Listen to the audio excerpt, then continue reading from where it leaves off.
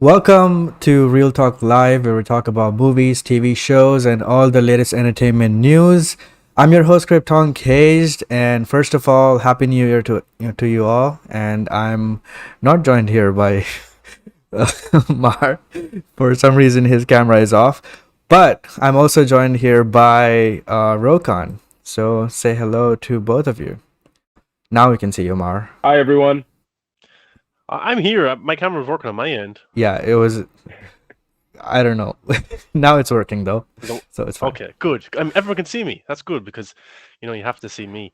Yeah. KC, is your camera working as well? Yep. Usually it freezes. Usually you're just looking sideways, but you can see all of us. And Yeah. Rokan can actually give us a medical opinion. You've COVID, Rokan, don't you?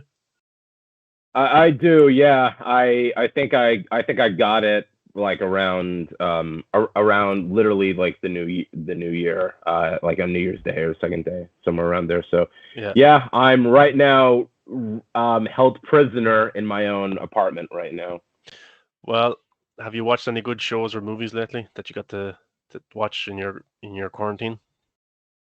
So far, I've been catching up on Euphoria, just because the new season aired on Sunday, and I didn't watch the Christmas special episode, so I've been watching those, and they're pretty good so far. I mean, I'm in the middle of the Jules Christmas episode, and I just finished Dexter New Blood, the finale. So so far. Don't spoil it. I'm only on season 2. I'm catching up. I won't say a word, but all I can say to you is that it is how they kind of concluded this time around is a better conclusion than what we got initially. That's all I will say. Good. And the actor who, so you probably know his name, that plays Dexter. He Michael C. Hall. yeah, he's a fantastic actor. He's brilliant. Oh, he's awesome. I mean, I've always been kind of like a big fan of his outside of that with like 6 Feet Under, and I remember him as the bad guy in that movie Gamer. You guys remember that movie Gamer? Yeah. Yeah, he's the best thing in it because I remember he's beating the hell out of Gerard Butler while lip syncing to Sinatra. It's awesome. Yeah, it's actually a pretty good film. It's fun. Yeah, it's and fun. he's also it's pure like silly fun. And he's also Mike Lee was also my fan casting for Carnage back in the day. Yeah, he would have actually. A lot of people but fan casted him as Reverse Flash back in the day, but he could have pulled. I mean, he could still pull that off if they ever do that story. yeah, that's the problem, isn't it? And we'll talk all about that stuff today. We have a lot of topics to cover, so let's just jump right into it. The first topic of today is Superman and Lois. Unfortunately, returns for season 2, and episode 1 just aired. And Mar, you've seen it. What do you think of it? I don't understand the abuse for Superman and Lois. It's a little I'm ridiculous just playing. because- I've never even seen Yeah. it, so I can't really comment. Yeah, I understand. Yeah, well, look, I'm not a big CW guy, but I started watching Superman and Lois last year because the trailer was just so good, and I ended up just loving the show more than I thought I would. And I think Tyler Hoechlin, when I got to see him in Crisis, and the Crisis crossover and in Supergirl, I was thinking to myself, that guy could be a pretty good Superman. It's just he doesn't have the right material at all to do anything good.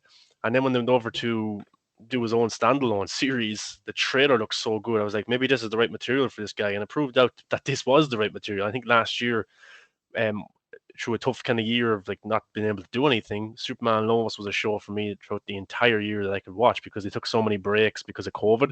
So they might have 2 or 3 episodes in a row, and then they have a break for 2 weeks, and episodes would come back because the VFX team was struggling to get all the work done. But yeah, it was a really good show. And like last season, he had Superman. He moved to Smallville with his family because his mom died, and he had to go up against Tal Rho, who was another Kryptonian. His human name was Morgan Edge, and he was actually his half brother. So they had a big fight and rivalry throughout the whole season.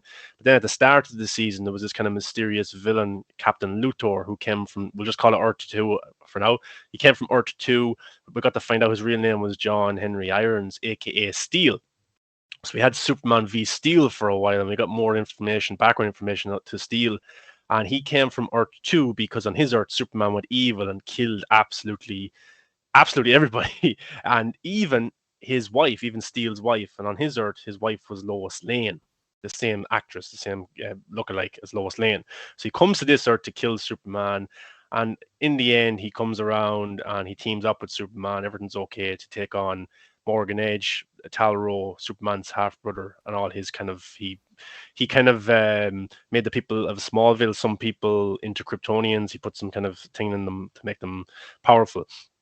So that was a really good season. And near the end of the season, John Henry Irons' daughter came from Earth 2. She was able to come here. There's like a spaceship they build and stuff. I'm not going to go into all the logistics, but she comes and she sees her mother, who is Lois Lane, because in her Earth it was the same persons. They looked like each other.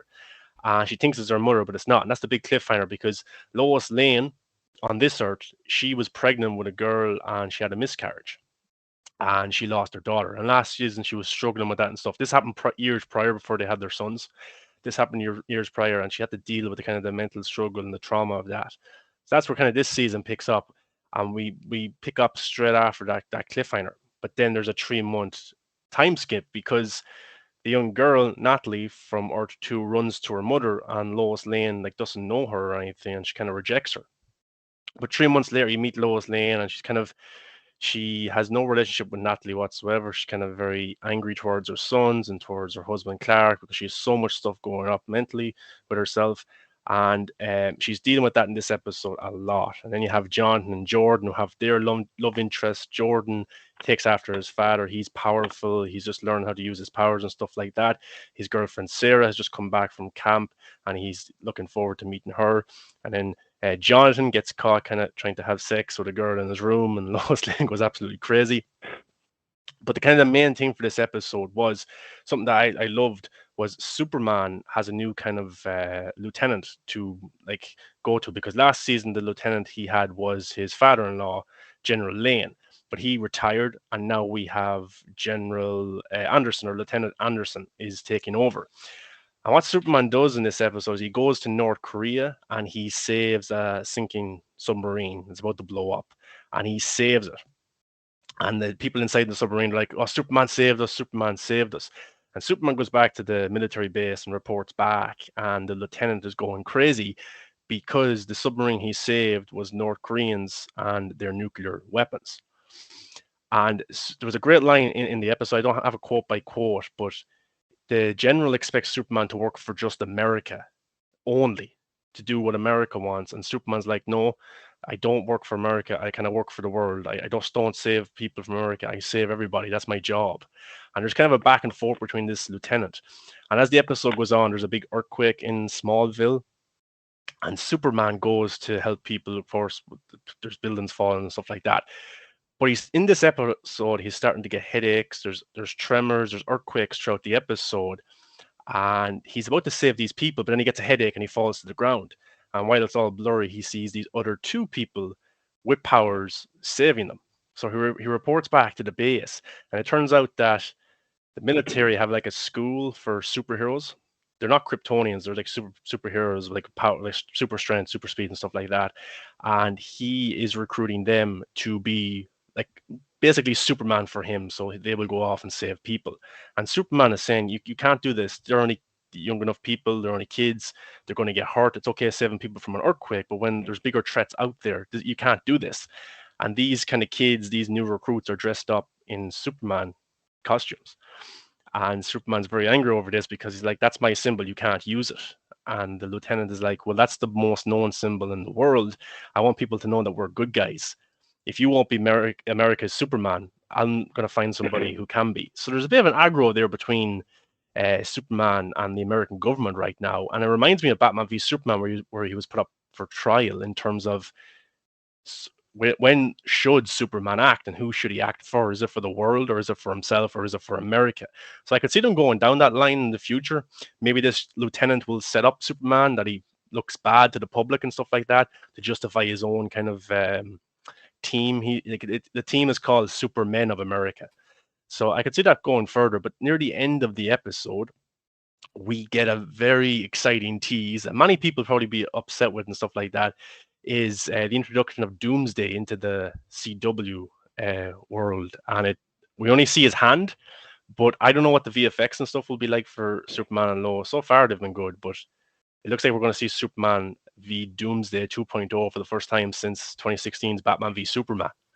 So there's a few parallels. There's some similarities. Doomsday, Superman versus the American government, and also this Supermen of America remind me of the soldiers who had the guns in Bruce's Nightmare. Remember the soldiers with the patches on the side with the Superman symbol? That reminds me of that. So there's some parallels to Batman v Superman, but what they show kind of does beautifully for me is kind of it's a tribute to other iterations of Superman, and it's also doing its own thing. And it's respectful to Snyder, to Donner, to Brandon Routh's film, to Smallville, and I like that very much. I really do. But I thought this episode was pretty good. I'm a little bit scared to see the VFX work on Doomsday, because look at Batman v Superman. That's kind of the blueprint, as they say on Twitter, for Zack Snyder stuff. I kind of would be a letdown if the VFX wasn't really good on such a great character. But the show. But don't you remember like in Smallville? Sorry to interrupt. Don't you remember Smallville? They had a dude in a suit as Doomsday. Yeah, and it was pretty shitty. I watched a YouTube clip earlier on because somebody told me that Doomsday was on Smallville, and I was like, "Did you see the one on Krypton?" No, I never watched that show. Is it good? The design was questionable, but the VFX were good. Yeah, well, that's all I hope, really. But the showrunner did say there's going to be numerous villains this season, and he says at some stage their paths will cross. So I'm interested to see what that is. Is Lex Luthor going to come back into it, or other characters like that? I'm not too sure. But yeah, I know I kind of went on there about what the episode was about, but the episode is about kind of relationships and things like that, and I think it does that because you have stuff with Jonathan and Jordan. I think many people out there can relate to it, because a lot of the CW shows I see teen drama, and it's very dramatized and it's a bit stupid. But here it's a little bit grounded, Yes. and you can actually feel for it is, but you can feel it for the characters. You know, like you have Jordan and his girlfriend Sarah, who the relationship's kind of messy there at the minute and stuff like that, but it's not done in a stupid kind of unrealistic way. And then the stuff with Lois, I think a lot of women out there can relate to that, losing their child, you know, miscarriage and stuff like that. And that's a huge thing. That's a thing that many people out there can relate to as well. So I think the acting is all good, the VFX work, the directing, the writing. It's picked up straight after season 1, which is good. And yeah, I'm looking forward to the season big time. I can't wait to see where it goes next. And we're going to be introduced to Lois Lane's sister, Lucy Lane, who was on the CW Supergirl series, but this is kind of a rebooted version of it. It won't talk about the past events or anything like that from those shows. But the showrunner did say that they did have plans in season 1 to cross over Superman with Batwoman. And the reason it didn't happen, this is supposed to be connected to the rest of the CW, but the reason it didn't happen was because of COVID and because of the pandemic. Because you weren't allowed so many people on set. You couldn't have people coming from across America or the world just to be on set for a cameo and stuff like that, the crossover events. So it made it a contained story. And for me, that's absolutely benefited them hugely. And I hope they continue doing this. They said the only character that will probably pop up is John Diggle. He was on Green Arrow, I think. I think he teased to be Green Lantern, but it never happened or something like that, I think, at the end of Arrow.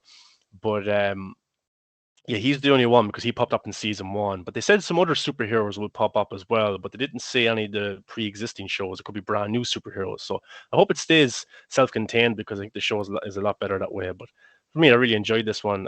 Probably not the best premiere I've ever seen, probably an 8.5 out of 10, I'd say. And I'm looking forward to seeing where it goes next week. Cool. Rokan, do you have something to add? No, I don't. I don't. Sorry to disappoint. I don't watch Superman and Lois. That's not so a disappointment to me, though. I don't watch Superman and Lois, but all I can say, man, as long as you dig it, man, that's the bottom line, you know. Yeah. Well. Yeah. A lot of people like it. Yeah. Yeah. I love Henry Cavill, but I don't have him right now. This is all I have is Tyler Hoechlin as Superman. You know? Yeah, fair enough. And fair enough, man. If Henry Cavill doesn't come back and Tyler Hoechlin continues this form, if the show continues this form, the writing, everything continues to be really good, then I think he could be my number one if Henry Cavill doesn't come back. I can't hold on to Henry Cavill forever. You're kind of like, Heresy. you feel like you're kind of like back in, you feel like, yeah, you feel like you're kind of like back in that position of the, was like the mid 2000s where you had Brandon after doing Superman Returns, and there was kind of like his future was up in the air after Superman Returns, but you still had Welling at the same time that was going Yeah. on. You still kind of like, okay, well, we still have, Tom Welling. So I feel like you're kind of like back in that type of like position. You know what I mean? It's kind of controversial online now. I probably wouldn't make a tweet about it.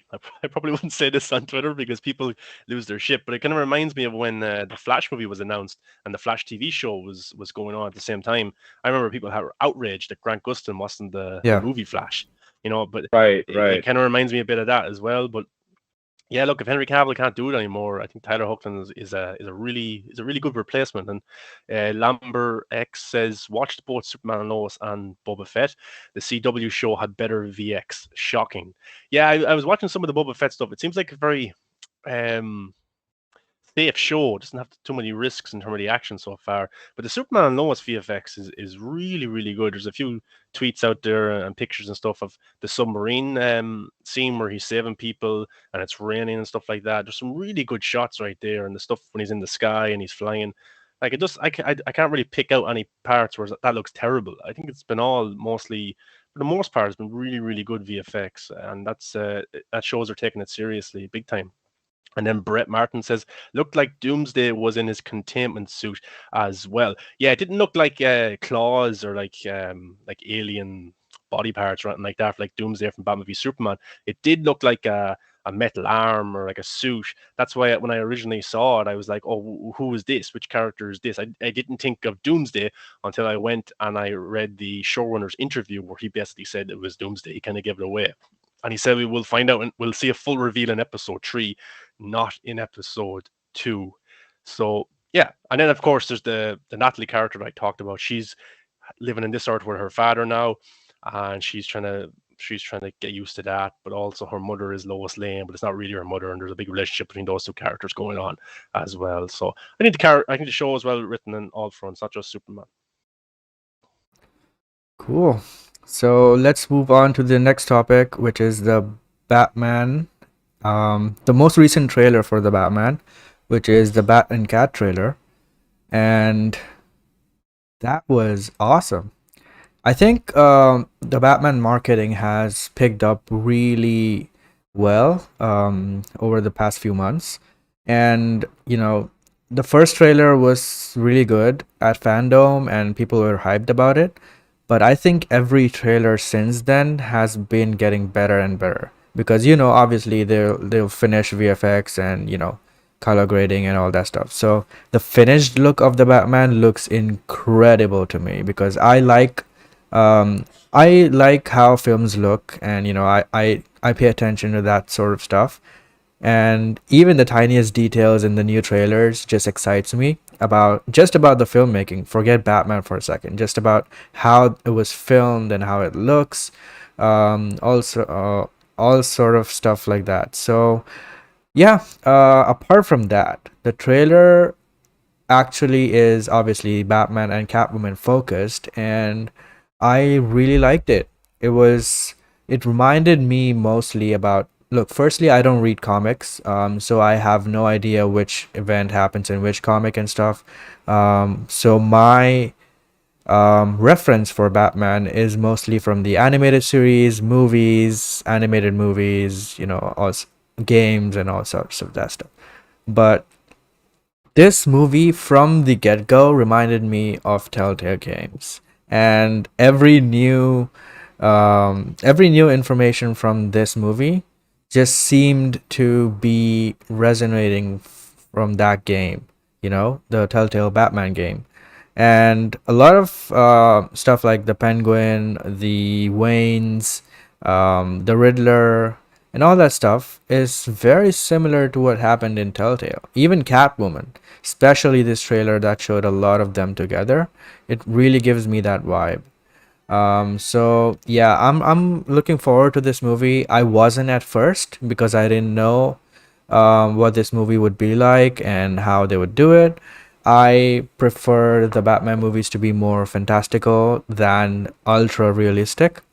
So I really like this, the trailers and what this movie is, what this movie seems to be. So yeah, the recent trailer was amazing. As you can see, the pictures here, they really look very good and finished, and they had a lot of time to finish the movie, work on the post production and test screen it multiple times. So they have a lot of time to fine tune the movie and present the best version of the movie when it releases, unlike No Way Home. Uh, but yeah, I'm liking everything I'm seeing so far. What do you guys think? Yeah, the trailer is amazing, but it shows a lot of information about the plot and everything like that. Especially with it really hinting at the Wayne's family, that they, like Thomas and Martha Wayne, were up to no good and maybe involved in some of the shady business. There's huge hints towards that. You know, showed a lot of kind of fight sequences as well. It did show a lot for me in terms of the storyline and kind of what the beat of this movie is going to be. I understand you have to try and get the general audience into this, because the general audience, some of them might have not seen the first two trailers, so they have to kind of push further now. There will probably be another trailer as well, Mm-hmm. because it wants to reach everyone. But this film is going to be successful unless there's a really bad a surge in the virus and stuff like that, which stops people from going. But yeah, it's going to be, this film looks perfect in every aspect. Like Matt Reeves, like I'd be an ape on the ground for Matt Reeves, and that what Ben Affleck said once. I do that. Just look at my profiles on my social Flashback. media accounts. Just look at my my profiles. But yeah, everything looks fine, or great, I should say. Robin Pattinson for me is going to be, he's going to be amazing at this. I love when these actors get trashed when they're originally cast, and then they end up giving absolutely amazing performances. Robin Pattinson's going to do something very similar like that as well. Paul Dano as the Riddler, no questions asked there. He's going to be fantastic. Zoe Kravitz looks amazing. Yeah, everything about this film looks fantastic. Like the cinematography, some of those shots are brilliant. I am intrigued to see what this world is in terms of supernatural elements, if that will be hinted at in the film, in terms of there can be grounded realistic villains like Christopher Nolan world, but there can also be like supernatural villains like the Snyder world. I'm intrigued if that's the kind of world that Matt Reeves is building. But people are kind of losing their minds because the film has just got a rating of PG-13, which I wouldn't be concerned at whatsoever. Like a rating doesn't make a film good or bad or anything like that. No, it doesn't. Look at Batman v Superman. That's a pretty dark film, but that was PG-13 or whatever it was, and when it hit theaters, and it was an R-rated version, but it just added some blood to it. This can be very dark, and I would say if you want to see Matt Reeves tackle a very hard or PG-13 film, go watch War for the Planet of the Apes, because that's a film that comes off as R-rated by the trailers and everything, just the tone of it, but then it's actually PG-13 and he pulls it off amazingly. So here will be something very similar, and this was a great trailer, but for me it just showed too much because I don't want to know about too much, but that's my fault. I watched the I trailer. agree. So I agree. That's the first thing actually I thought when I saw the trailer. Now I remember it. I was like, as the trailer was going on, I was like, oh no, they're showing too much. And even Grace, in her reaction to the trailer, she was saying the same thing. And if she's saying the same thing, that means, because she knows all the plot points, right? So if she's saying that they're showing a lot, then that means they are showing a lot. Yeah. Yeah. What do you think, Rokan? Well, I consider myself lucky because I heard that was the main kind of reactions that showed too much from the trailer, and so I made a conscious decision to not watch the trailer. But I've seen gifs of it. I've seen little gifs of it on Twitter. Like I've seen that little gif of Batman walking up to some dude and taking like his rifle away or something like that. Very, very kind of like Dark Knight Returns like that. So I've seen little bits of images here and there, but I've been careful to not want to get into things too much, just because I want to be, super surprised. But from what you guys have said about how, okay, it looks like the Waynes were up to no good, I'm like, It does sound a bit Court of Owlsy. Like, it makes me think that if Matt is gonna do a trilogy of movies, I could see the Court of Owls be like the overall Yep. like bad guys of a whole trilogy. You know what I mean? Like they're They're they're they're the one big of the bads great in the ones shadows. left that never happened in So live action, apart from Gotham. exactly.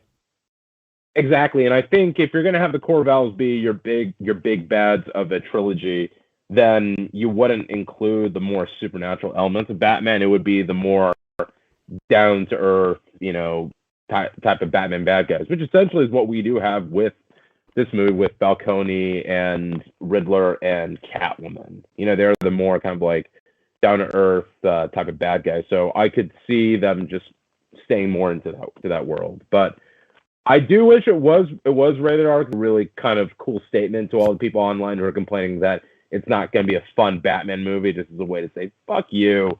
But it is what it is. I mean, like you said, Sean, a rating doesn't rating doesn't make a movie good or bad. It's just there. But I would like to see it as a rated R. But I'm still extremely hyped for this. I love the direction Matt's gonna be taking with it. I like, I love all the casting, especially Zoe Kravitz's Catwoman. I think she's the one casting. She's the one casting choice that I've been looking forward to the most, because I think I look at it like this. I feel comfortable in saying that I had my definitive Batman with Ben, but I never felt like I've had my definitive Catwoman. Like, I love Michelle Pfeiffer and I love Anne Hathaway. Yeah. But I've never felt like, okay, that's the Catwoman that, I grew up reading and playing in the games. And I think Zoe I agree completely. has that kind of And vibe. Brett makes a good point from the chat. Cloverfield from Matt Reeves was also PG-13. Yeah, like these directors are great directors, so they can make anything work. It's not like editing is big in movies as well. I would be more concerned if this film was made to be R-rated from the get-go, and then they had to cut it back and stuff like that. I think they just made the movie that they wanted to make, and then they just adjusted maybe in ways, because like PG-13, like more theaters. But it's interesting because I don't look at this film like waves of kids will want to go see this, and our parents will want to bring their kids to go see it, because the trailers have been pretty dark, and Batman's beating the shit out of people, and it just I just see it looks very adult orientated in terms of but the kids exactly. Yeah, little Timmy wants to watch the horror. Yeah, but the thing is, it's Batman. No matter how dark you make it, it's still Batman, and kids will want to see it. So that's the thing. And especially after, there are two main reasons, all right? So firstly, obviously, it's the PG-13 gets double these, screenings and seats and all that stuff. So that's one thing. And the second thing is, well, actually three things. The second thing is BVS was PG-13, and that had Batman. And that was that didn't make $1 billion. So the studio has that thing that, just putting Batman in a movie doesn't guarantee $1 billion. And on top of that, you have toys and merchandise. So you can't have that selling, on a large scale if you have an R-rated movie. So all these things, keeping in mind all these things, I can totally understand why WB decided from the get-go that it would be PG-13. It's just to make more money and stuff. So can I add a fourth to that list? If you look at the 10th anniversary, was it, for the Twilight movies, or one of the anniversaries there, I think all three movies made the top 10 list on Netflix worldwide. That was only a few weeks ago. So, like, Robert Pattinson has a huge Twilight fan base as well. I know that generation has grown up, but it's obviously found a newer generation as well for it to be so popular on Netflix, which is a worldwide streaming service. So he's going to have a lot of fans that are going to check this out, because he was in the Twilight movies, and of course he's evolved as an actor. He's a fantastic actor now. His indie work is amazing. He's stayed away from the big blockbusters since Twilight, very much how Daniel Radcliffe has done the same, or Shia LaBeouf. A lot of those actors that are in those huge movies, they go and do indie stuff then, and they really learn their craft. Robert Pattinson did that. I think many people will be surprised. Fans of Twilight, this will probably be their first movie they've seen Robert Pattinson in since Twilight. Yeah. and they'll be surprised that wow, this guy is an amazing actor and he's good looking and stuff like that. So those things will all add to the box office and the engagement with this movie big time. Yeah. And speaking of Batman, we posted a while ago about the Riddler, and it was just a simple caption, what do you think of the Riddler look? And we posted it, and somehow we just went viral. And it was insane. The notifications were just blowing up, and it was crazy. But thank you for everyone who shared that and stuff. But from this, I gathered that most people are hating it, and I see the same reaction that Heath Ledger had when he was cast as Joker. Even his first look and stuff, and even uh Jared Leto, even Jared Leto's first image that dropped, everyone hated it. And even this look, I skimmed through a lot of comments and quote tweets and stuff. Everybody's got jokes, man. They're trashing this look like crazy. And I know this kind of became a meme and stuff when this was posted. It went trending even, and a lot of verified accounts even were just trashing all over it. And they compared it to the worst things. Yeah. There was a few wrestlers from AEW trashing on it, and I was like, these guys make personas. These guys make costumes and characters, and they're even shitting on this. It was crazy. Yeah, Mark Gatiss from Sherlock even jumped on it, which I thought was fucking weird. The notifications, I couldn't be on the account. It was just too crazy. Yeah. Your guys like I'm 15 big on minutes liking everybody's comment and trying to engage with people who would comment on the post. But that one was just impossible. Yeah. But yeah, that was our But my take on the Riddler costume, I think it's good. I like it because of the serial killer aspect and because it's so similar to the Zodiac killer. I'm big into all that. That stuff fascinates me. Whenever there's any new show on Netflix about those stuff, I really watch it, and it's very intriguing to me. So yeah, I do like this look. A lot of people are saying it's the Zodiac killer. I don't think so. I think Matt Reeves is a big fan of Pulp Fiction and he loves the Gimp from Pulp Fiction. That was so many jokes. That was one of the jokes. Yeah. Yeah, it was good. Yeah, a lot of people had really funny things to say, and I can't help but laugh. Like, if you're not a DC fan or not looking forward to this movie at all, and this just shows up out of nowhere on your timeline, it looks ridiculous. Yeah. I'm not gonna lie. Like, it doesn't mean people are hating on the movie or anything. It doesn't mean like they're not going to see it. It's just you see something, it looks weird, you're going to make a joke about it. Like that doesn't mean anything in terms of what the movie's going to be like or if many people are going to see it or not. It's just, oh, that's funny, I'm going to make a joke about it. That's all. All right, so moving on to the next topic, which is a little bit sad. Yeah. Well, I say a little because we kind of knew this was coming, but we didn't want to accept it. But yeah.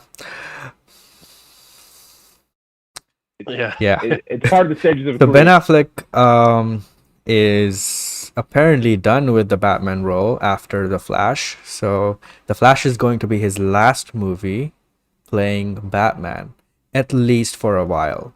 But seems like from what he says, it's definite. Mark, can you read what exactly Ben said in that interview with Harold Sun? Yeah, no problem. This comes from, Flash Film News is the one who kind of have their watermark on this. They're the ones who released it first.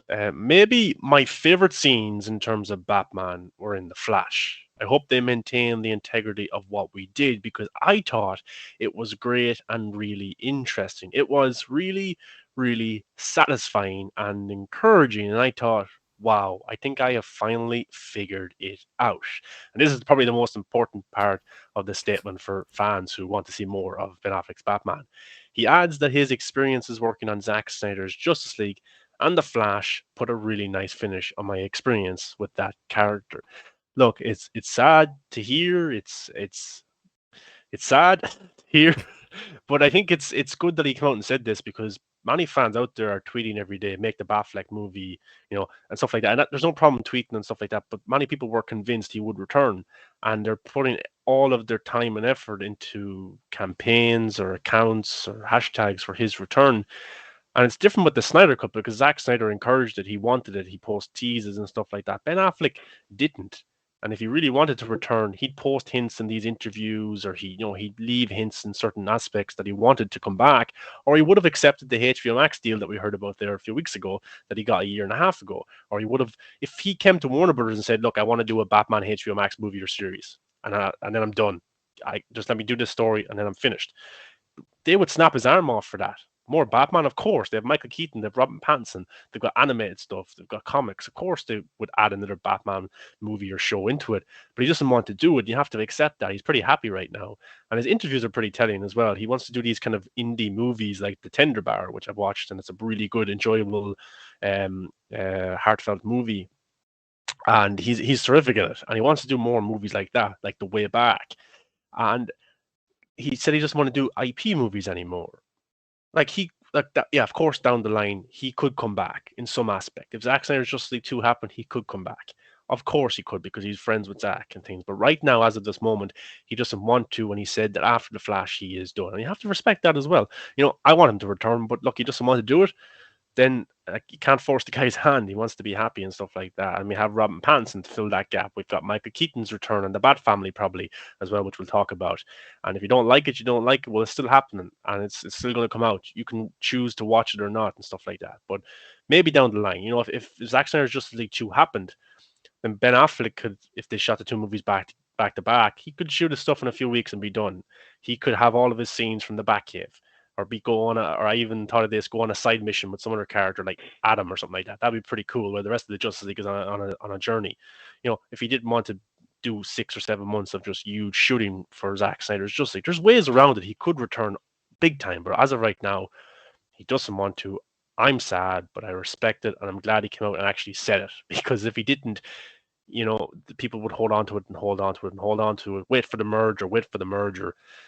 I'm optimistic guy, but I'm not backing everything on this merger that's coming up. But yeah, that's my thoughts on it. I love Ben Affleck, still the best Batman of all time. Yeah, I agree with you completely, and I think it's a good thing as well that he came out and said it. A lot of the times there was confusion between who wanted to do what. Was the studio not getting Affleck to do it? Was Affleck saying no and all that stuff, right?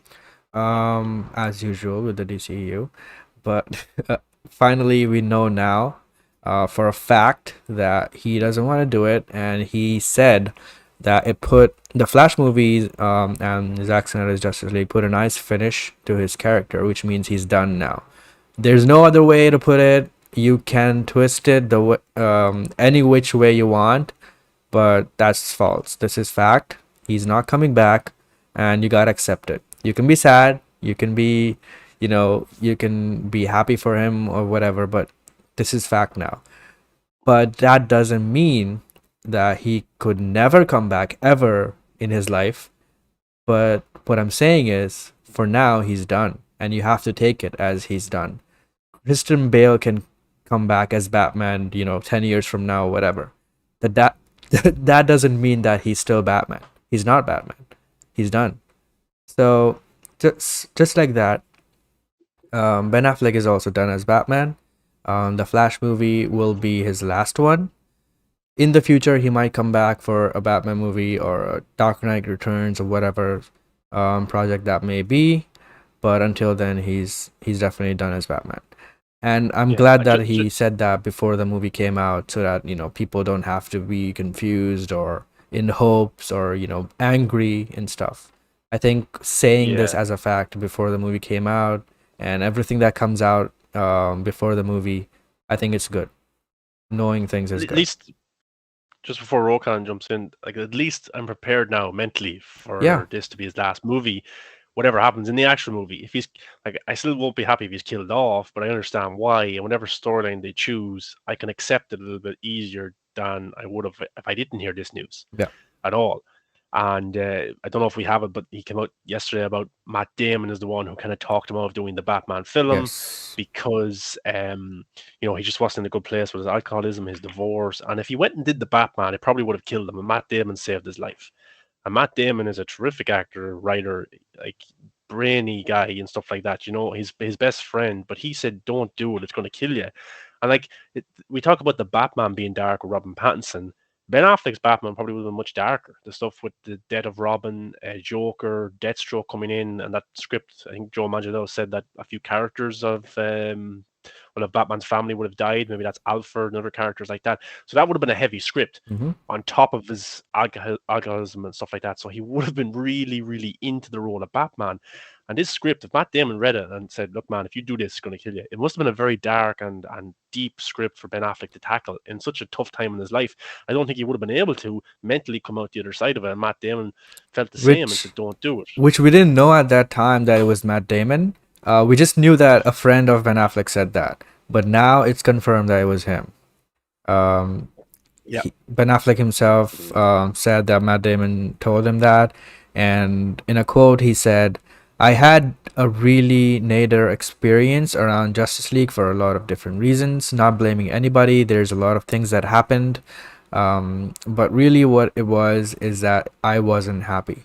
I didn't like being there. I didn't think it was interesting.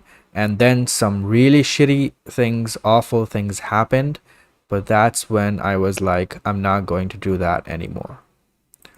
So it's not just what happened on the jail set, but also personal things that happened in his life and a lot of all of that stuff, added to his decision. And you can see the difference between Ben Affleck then and Ben Affleck now. He seems very much healthy and happy right now, and he's doing his passion projects and these films that he actually likes to do. He was great in The Last Duel. I think he was very delightful, and he was just playing himself in the movie. And I still have to watch The Tender Bar, which I'm going to see today.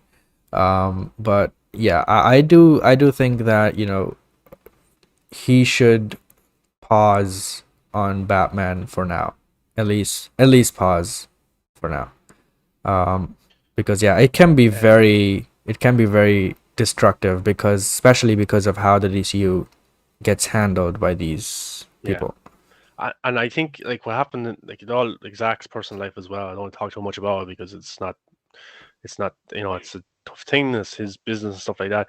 But if circumstances didn't happen and he stayed as the head of DC and things a lot of it comes from the Warner Bros. Execs as well. But if Zach was able to stay as the head of DC, I think Ben maybe would have been able to come back down the line in some capacity, But everything just fell apart, personally and professionally, and it just led to his absence. And he retired back in 2018, 2019. So we were lucky to get him for the Snyder Cut. We were lucky to get him for the Flash movie. We were lucky to get him at all. His last appearance would have been JL 17. So I wouldn't say we're lucky and fortunate that he came back, because the original plan, we would have had Justice League 2 and 3 and the Batman film with him. But in terms of best case scenario, we have it right now. Yeah. Rokan, you seem pretty devastated under your BVS poster. Yeah. Under my BVS poster and my Batfleck tattoo too. So yeah, like I said, you really cut right to it, Casey. But yeah, I mean, look, it really, really sucks that Ben said he's done. Granted, I agree. I'm glad that we know now so we can prepare when we go see Flash. But as much as devastating as it is, I completely respect his decision. I mean, it's not an easy role to do when you're to play Batman. I mean, I remember when I was watching the Val documentary, Val Kilmer talked about how much he hated playing Batman because he felt like a prop the whole time. He felt like he couldn't bring any of himself into that role, and it's a hard role to do. And credit to Ben, he's now played Batman 4 times now, and he's just kind of, like the fact that he's the live action Batman who's had the most appearances in any film. That's worth saying something. That's kind of like note that, he was willing to do four of these movies. And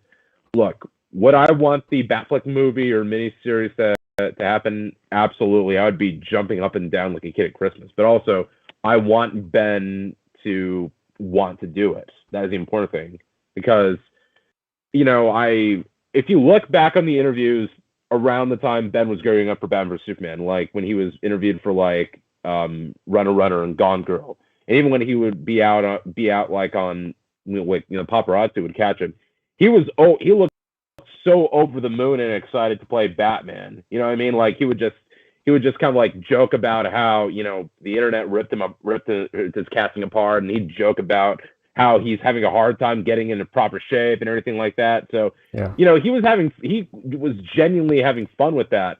When you look at him right there, I mean, to where he is now, even just see after the stark, BVS, like the differences. sad And Affleck a meme lot of came that, out, right?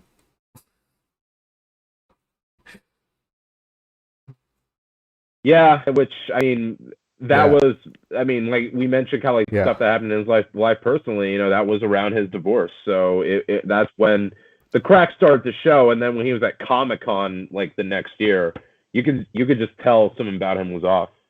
And it was the stuff with during the infamous reshoots that took place. So I would want him to come back to Batman if he genuinely had passion and love for it. And I do think, I do think kind of like, like you said, I think the only chance he would come back is if Zach were to call him up and say, hey, let's do Justice League 2 and 3, because Ben is a loyal dude. I mean, he's been friends with Matt Damon and Kevin Smith for the past 30 years. So I wouldn't doubt that he could take that back if it's Zach that's in charge of it. It's kind of like Jamie Lee Curtis with the Halloween franchise, because I remember Jamie Lee Curtis said that she's done playing Laurie Strode after Halloween. I believe it was Halloween Resurrection, because of how disastrous the production had gone down, and she said she only wanted to work with Carpenter, and it wasn't until the 18 Halloween film where Carpenter got involved that she came back. So I can see something like that happen with Ben, that he would only do it if Zach's on board and if he's being left alone, because Sean mentioned the interview. The other thing Ben mentions in his interview is how pro streaming he is, and it's honestly it's because the whole landscape of that is the streaming world is very pro director, and Ben being a director himself, he would want to work in a field like that. That's probably why he came back for the Snyder Cut, because he'd be like, okay, we're doing it's for HBO Max, so Zach would be left alone. And I feel like if those cards are kind of like in place for a potential Justice League 2 and 3, then Ben would come back. But as for now, for him being part of these theatrical studio driven type of films, he's done, and I don't blame him one bit. I still will line up to see his dramatic indie stuff, whether it's Tender Bar or Last Duel or that. Oh, I'm excited for that. Of course you guys are when they got the rating it did. Oh yeah, sure. Oh, of course. Oh yeah, you kidding me? Last I was on Hulu, I said, "Thank the fucking Lord." Yeah. So, but the point is, I'm still gonna be lined up to see whatever Ben does. I know I love the dude, regardless of whether he's Batman. The thing or about not. if Justice League 2 happened with Zach, of course I think he would come back in some capacity, even if it was like, look, Ben, I know you don't want to commit to the shoot, but what about this? You're in the Batcave and Nightwing is there, or Robin, or you're training somebody else to be the Batman, something like that. Because the story will change whenever Zach does come back. The story will different. Actors will be older. Some actors can't do it. Some actors will be brought in. The story will change. He'll come up with new ideas. Like if this movie doesn't happen for 10 years, just say for example, Zack Snyder will have probably a new vision of what that Justice League film would be if he got to come back. You know what I mean? So it wouldn't be exactly like the Snyder Cut. Release the Snyder Cut thing. If we released it back in 2017, it would have been different. If we released it in 2018, it would have been different. 19, 20. the one we got last year, that was the kind of newer, updated version of the Snyder Cut. If the Snyder Cut didn't come out for another 2 years, it would have been different again. It's just the way things go, and it's Justice League. It's Justice League. Yeah, it is. Yeah, it's every time. Upgrade, basically. We make it better every time. So like that's what I'm saying. Things can change. Things can happen. And Brian says in the chat, I would love for Ben to really break away from his typical movies. Maybe can we get Ben in a rom-com? But I could see him hooking back up with Kevin Smith to do something like Chasing Amy. You ever see that one? Where I think he's in love with this girl. He's in love with this girl, but she's actually gay. It's so good. It's a funny comedy and stuff like that. So I could see him doing something like that again with Kevin Smith and Jersey. Oh, Jersey. Is it Jersey Girl? Jersey Girl too is a. Both of them are Jersey Girl. So Chasing Amy. Yeah, Chasing Amy is the one where he falls in love with the lesbian, and Jersey Girl is the one where he loses his wife at the beginning of the film, and he's a single dad, and he falls in love with Liv Tyler. So, and then Brian goes, serious idea for Ben. Michael Uslan has been a producer on every Batman solo so far. Eventually, Uslan will step away from this, maybe get Ben as this person to take over. Yeah, I could see Ben as a really good producer for any Batman films or something like that. Yeah, he's a great writer. I could see him. I could see him doing that. Definitely, it's not a bad idea. Absolutely.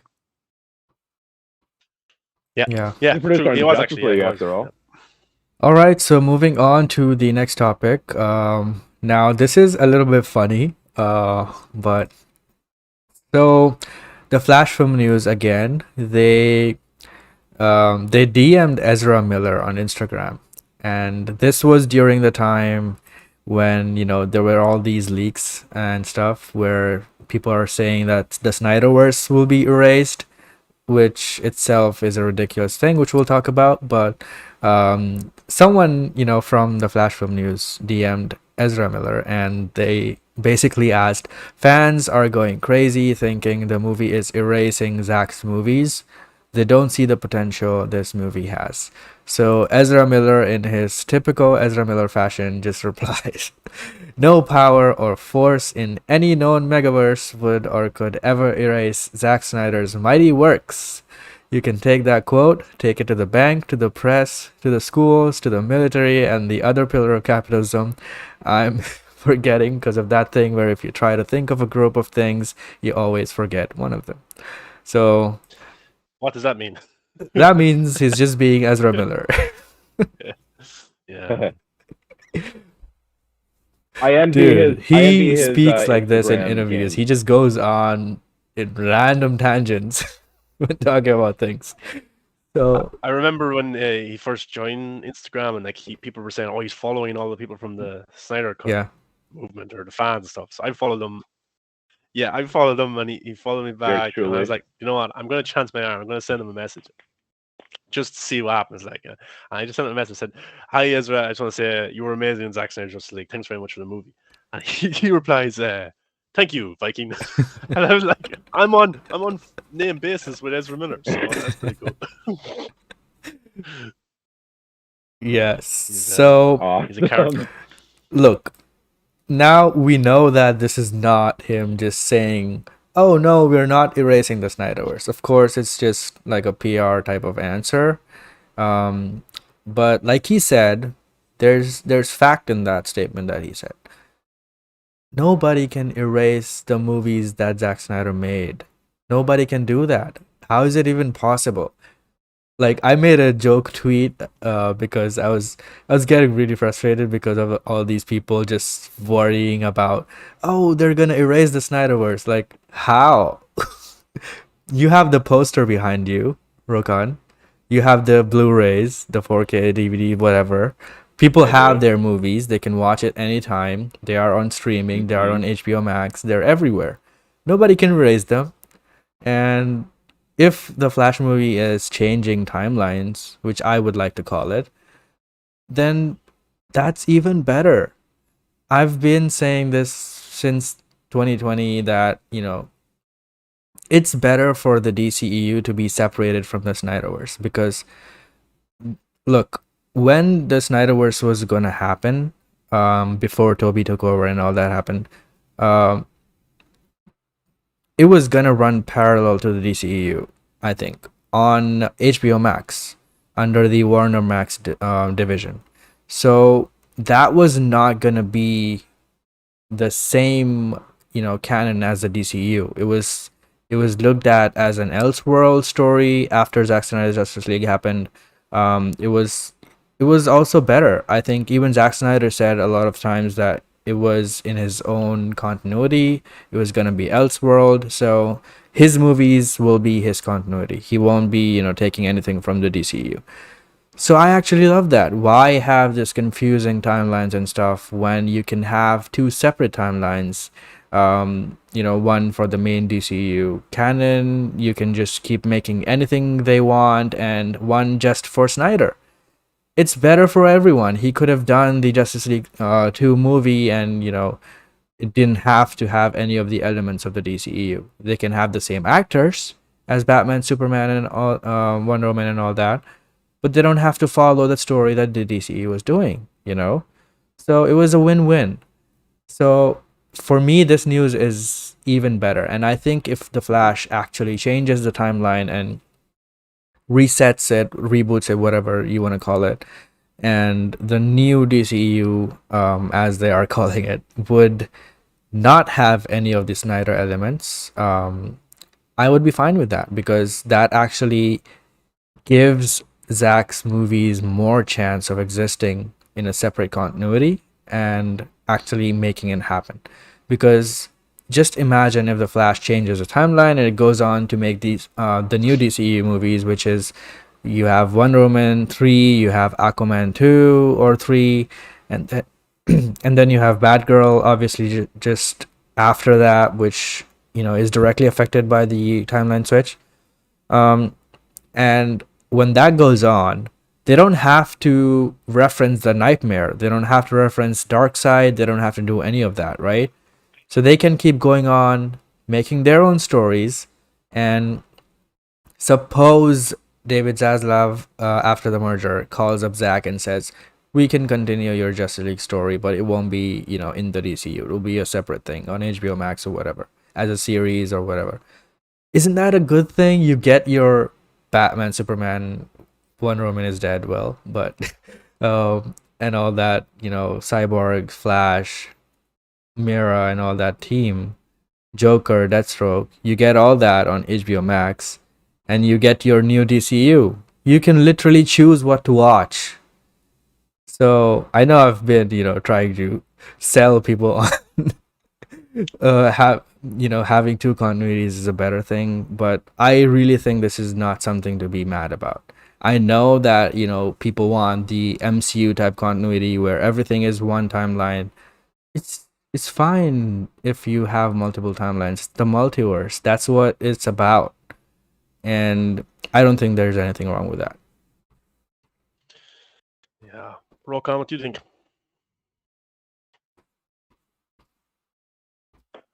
I mean, I do agree with that statement that the Snyderverse can never be erased when you see it, that no matter what positive or negative thing people say about Zack's films, they're still the most talked about DC films on social media. Like, if you go on Twitter right now, you're going to see somebody do a long tweet about how amazing Justice League is, or how there's no color in it or anything like that. So it's always going to be like a talking point regardless. So I do agree with that type of like sentiment. But also, that being said, I think the idea of erasing the Zack's film specifically, it feels inconsistent to me. It feels inconsistent because it does feel like it does feel like it's cherry picked, as opposed to just kind of like doing a full on reset of those characters. You know what I mean? Like, because they just wanted to pick the successful movies, those characters, and they wanted to ditch the ones that didn't do well, or critically didn't do well. Yeah, and it's Yep. Yeah, exactly. It's being cherry picked, and I do not like the idea of them being cherry picked like that. I feel like if you're going to reset a timeline, you can't discriminate. Like, I look at it like this. One of my favorite comic book movies of all time is Days of Future Past. And right at the end of Days of Future Past, they reset the timeline to just X-Men First Class and Days of Future Past. They don't just erase Origins and X-Men 3. They have to erase even the good ones, X-Men 1, X-Men 2, and the Wolverine, because they just know, okay, if we cherry pick, Origins and 3, it wouldn't feel consistent. So we can't discriminate. We're just gonna just reset it from the ground up as just First Class and then Days of Future Past, which I feel like in that sense it makes more sense in that way, because you're saying, okay, nothing's being nothing's being cherry picked. It's just that's the way it is. So I just look at it just kind of like as just it being cherry picked, and also I just look at it as just corporate douchebaggery, public. Yeah. And we know why they're doing it. Like the head of Warner Brothers, Toby Emmerich, doesn't like Zack Snyder, so he wants to. It's kind of a personal thing, but it's also about what he feels is good for business. He thinks that Zack's movies or that storyline, mainly the Nightmare thing, is not good for Superman, and is not good for the Justice League, and it's not good for the overall DCEU. So the fact that they finally are embracing the other elements of the Snyderverse, like Man of Steel, Superman, and all that, BVS, they're at least acknowledging that exists, and I think that is a good step. But the problem that they have now is they want that to be completely gone, and they want to move away from that world, away from that story, which brings to the point that I was making is good for them and for us, because we can, by having these two separate, we can have choice. You can easily solve the fan divide issue by having these two separate things running together. Now, I know that they're not promising you the Snyderverse or anything like that, but just having a concrete separation, I think, gives it more chance of happening, because they can do both, and fans can choose to watch Peacemaker or they can choose to watch Justice League 2, So I think that's a good thing. And I know I'm not saying it's not a shitty situation. It obviously is. It's the DCU. It's always shitty, and there's nothing you can do to fix it. I think it's beyond irreparable at this point. It cannot be fixed. But salvaging, from this ruins, if you will, I think they are probably doing the right thing, because I would like that. I would like the Snyderverse to be completely separate from the shit stuff like Peacemaker's dick jokes and all that stuff. I'm not against that, but I don't feel like they belong in the same universe. I never did, and that's just me. You can't have one movie talk about Greek gods and mythic beings in the Justice League, and in another show, Peacemaker is just saying Wonder Woman was IFing me. They don't belong in the same universe. But that doesn't mean that that's bad. They can exist, but in separate universes. You know what I mean? Yeah. You do make a very kind of like good point right there, that Zack doesn't have to, like, if God willing, if 2 and 3 happen, that Zack doesn't have to abide with any sort of set timeline, that it can just be like, okay, well, I can just do right. my kind of like my own kind of timeline thing, right? Kind of the same way Mangold did on Logan, actually, where Logan is it does feel like its own thing. I mean, there are little like references to past adventures for Wolverine, but I feel like, okay, this connects from, it doesn't, you don't watch Logan and say to yourself, okay, this will connect to New Mutants or yeah. Dark And Phoenix, to your point, I think one of the things that was very frustrating for the DCU fans as well as the execs the whole time was the creative difference, right? Zack wanted to do one thing, the execs were always worried about not doing it. So that was just them fighting over one canon or one continuity of the DCU. So if both can have their own continuity and canon, there would be no fights. Zack can do his own thing, they can do their own thing. Yeah, that is true. That's a very good point. I do want to add one last thing, because I spoke with Sean about this when the news came out. I said maybe this could actually work to Zack's advantage, because like people can watch The Flash if this happens and they do see that the Snyderverse is, Batman vs Superman and Man of Steel are getting, and Zack Snyder's Justice getting erased, and those cries for Justice League 2 and 3 to happen could be more stronger, because they can actually look at it and see kind of like that, see a director getting fucked over by the studio, kind of like how with kind of like the 2016 Ghostbusters movie, where people were kind of like saying we don't want a Ghostbusters reboot, we just want Ghostbusters 3, and they're kind of like, we don't care, here's a Ghostbusters reboot, and comes down, people are kind of like, we wanted Ghostbusters 3, and finally Stu's like, all right, fine, here's Ghostbusters 3, and then boom, people really like it. We feel we're kind of like, we should have gotten That is a this very the first great time. example. So optimistically, I'm just thinking, the cries, the cries for kind of like what people want versus what the people in the boardroom want. Yeah. You can see that kind of play out. And just to go through the chat before I give my say, Brian says that I don't think it's a race in anything. These movies happened, we saw them, and then there's two Brians in the chat right now. Brian Scully said that. Brian Cowley says the sign of a bad businessman, allowing personal feelings to influence your professional feelings. Yeah, Toby Emmerich just hates Zack Snyder. Yeah.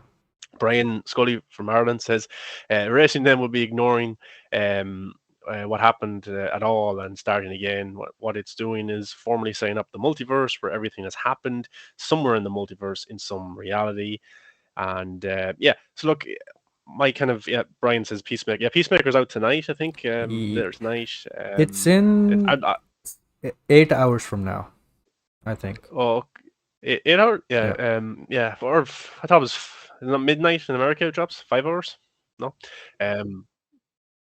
Yes, sorry, 5.5 hours. Yeah, 5.5 hours. Looking forward to watching the first 3 episodes. That's pretty cool. So I'm looking forward to watching that, 'cause I did like Peacemaker and the Suicide Squad, but the whole like erase of the Snyderverse. Yeah, I don't think it's like the films are physical there. You can watch them, of course, but I don't think it's just setting up a new timeline that we're going to be in, like Days of Future Past did. Like Logan was the only one that really remembered what happened, and everybody else, like Jean Grey and Cyclops, they had a different past. Things happen differently to them in a sense, and Logan remembers everything, and that travels into the Logan solo film, where only him and Patrick Stewart are referencing different things. Even the samurai sword from Wolverine is on the wall. They talk about the Statue of Liberty from X-Men 1 or 2, different hints and Easter eggs like that. It just set up a new timeline. And I'm not concerned really by this whatsoever. Just what I'm concerned really about is whether the film is respectful towards Zack Snyder's movies, in terms of, I hope it doesn't shit on Batman v Superman or Man of Steel or the Snyder Cut. I don't think it will if Ben signed on, if Michael Shannon signed on, if the VFX team, and everybody has talked so positively about the movie. So I don't think that's happening. I think what they're doing is Zack's gone. A lot of these actors are gone as well. Ray Fisher, hopefully that gets resolved. Ben's done. Henry Cavill is very messy, whatever's going on there. So they're setting up a new kind of timeline. Yes, Michael Keaton's coming in, but he's going to create the Bat family. And you got Robin Pattinson and some other multiverse being the Batman. And Ben Affleck, is he going to die? I don't know. Or he could just end up somewhere else. But it's setting up a new timeline. I think, like, you talk about the distinction between Zack Snyder's universe and stuff like that. I think, like, he has canon, which is like Man of Steel, Batman v Superman. I think Wonder Woman 1 will be his canon as well. I don't think Suicide Squad. I don't think Wonder Woman 84 will be his canon. That's just my feelings towards it. But I think the main DCU would use Wonder Woman 84 and Wonder Woman 1 as canon. Each universe has different stories that are canon for that universe. So if Zack Snyder's Justice League 2 happened, he could have callbacks to Man of Steel, Batman v Superman, and Wonder Woman 1 and Suicide Squad. Yeah. And he could pick and choose parts of the main DCU that he wants to implement in his universe, and the same with the DCU. They can use Man of Steel as reference if they wanted to. They've already done it with Shazam and stuff like that. Yeah. So they can do that if they want. They can pick and choose what they're using for that story. That's what the X-Men universe did. So It's I wouldn't say great, but that's what they did for their stories. They pick and choose what's canon for the story that they're telling. Callbacks, references. Like Steppenwolf was referenced in Aquaman, and is that the Justice League 17 one or the Snyder Cut one? You can pick and choose which one you're referencing. Darkseid didn't come in the DCU one. Darkseid did come in the Snyderverse one. So it's I'm not concerned whatsoever. Zack can still come back and make his Justice League 2. Yeah. It doesn't have to tie to anything in the DCU. Or he could say, you know what, I really like this in Aquaman 2. I might implement something like that into my Justice League 2. He can pick and choose, the same as the DC universe. But no, Ezra Miller, like people are saying this is a PR answer. It wasn't an interview. Yeah. It was a private DM. It was a private conversation with somebody. I'm sure he would have been knowledgeable enough to know that maybe they'll leak it as well if I say anything. But Yeah. he said in that thing, take it to the press or take it to the bank and to the schools, the military. So he's pretty confident about it as well. Mhm. I think the past did happen. I think Ezra Miller's character will remember the past. I just think there's a new timeline being set right now.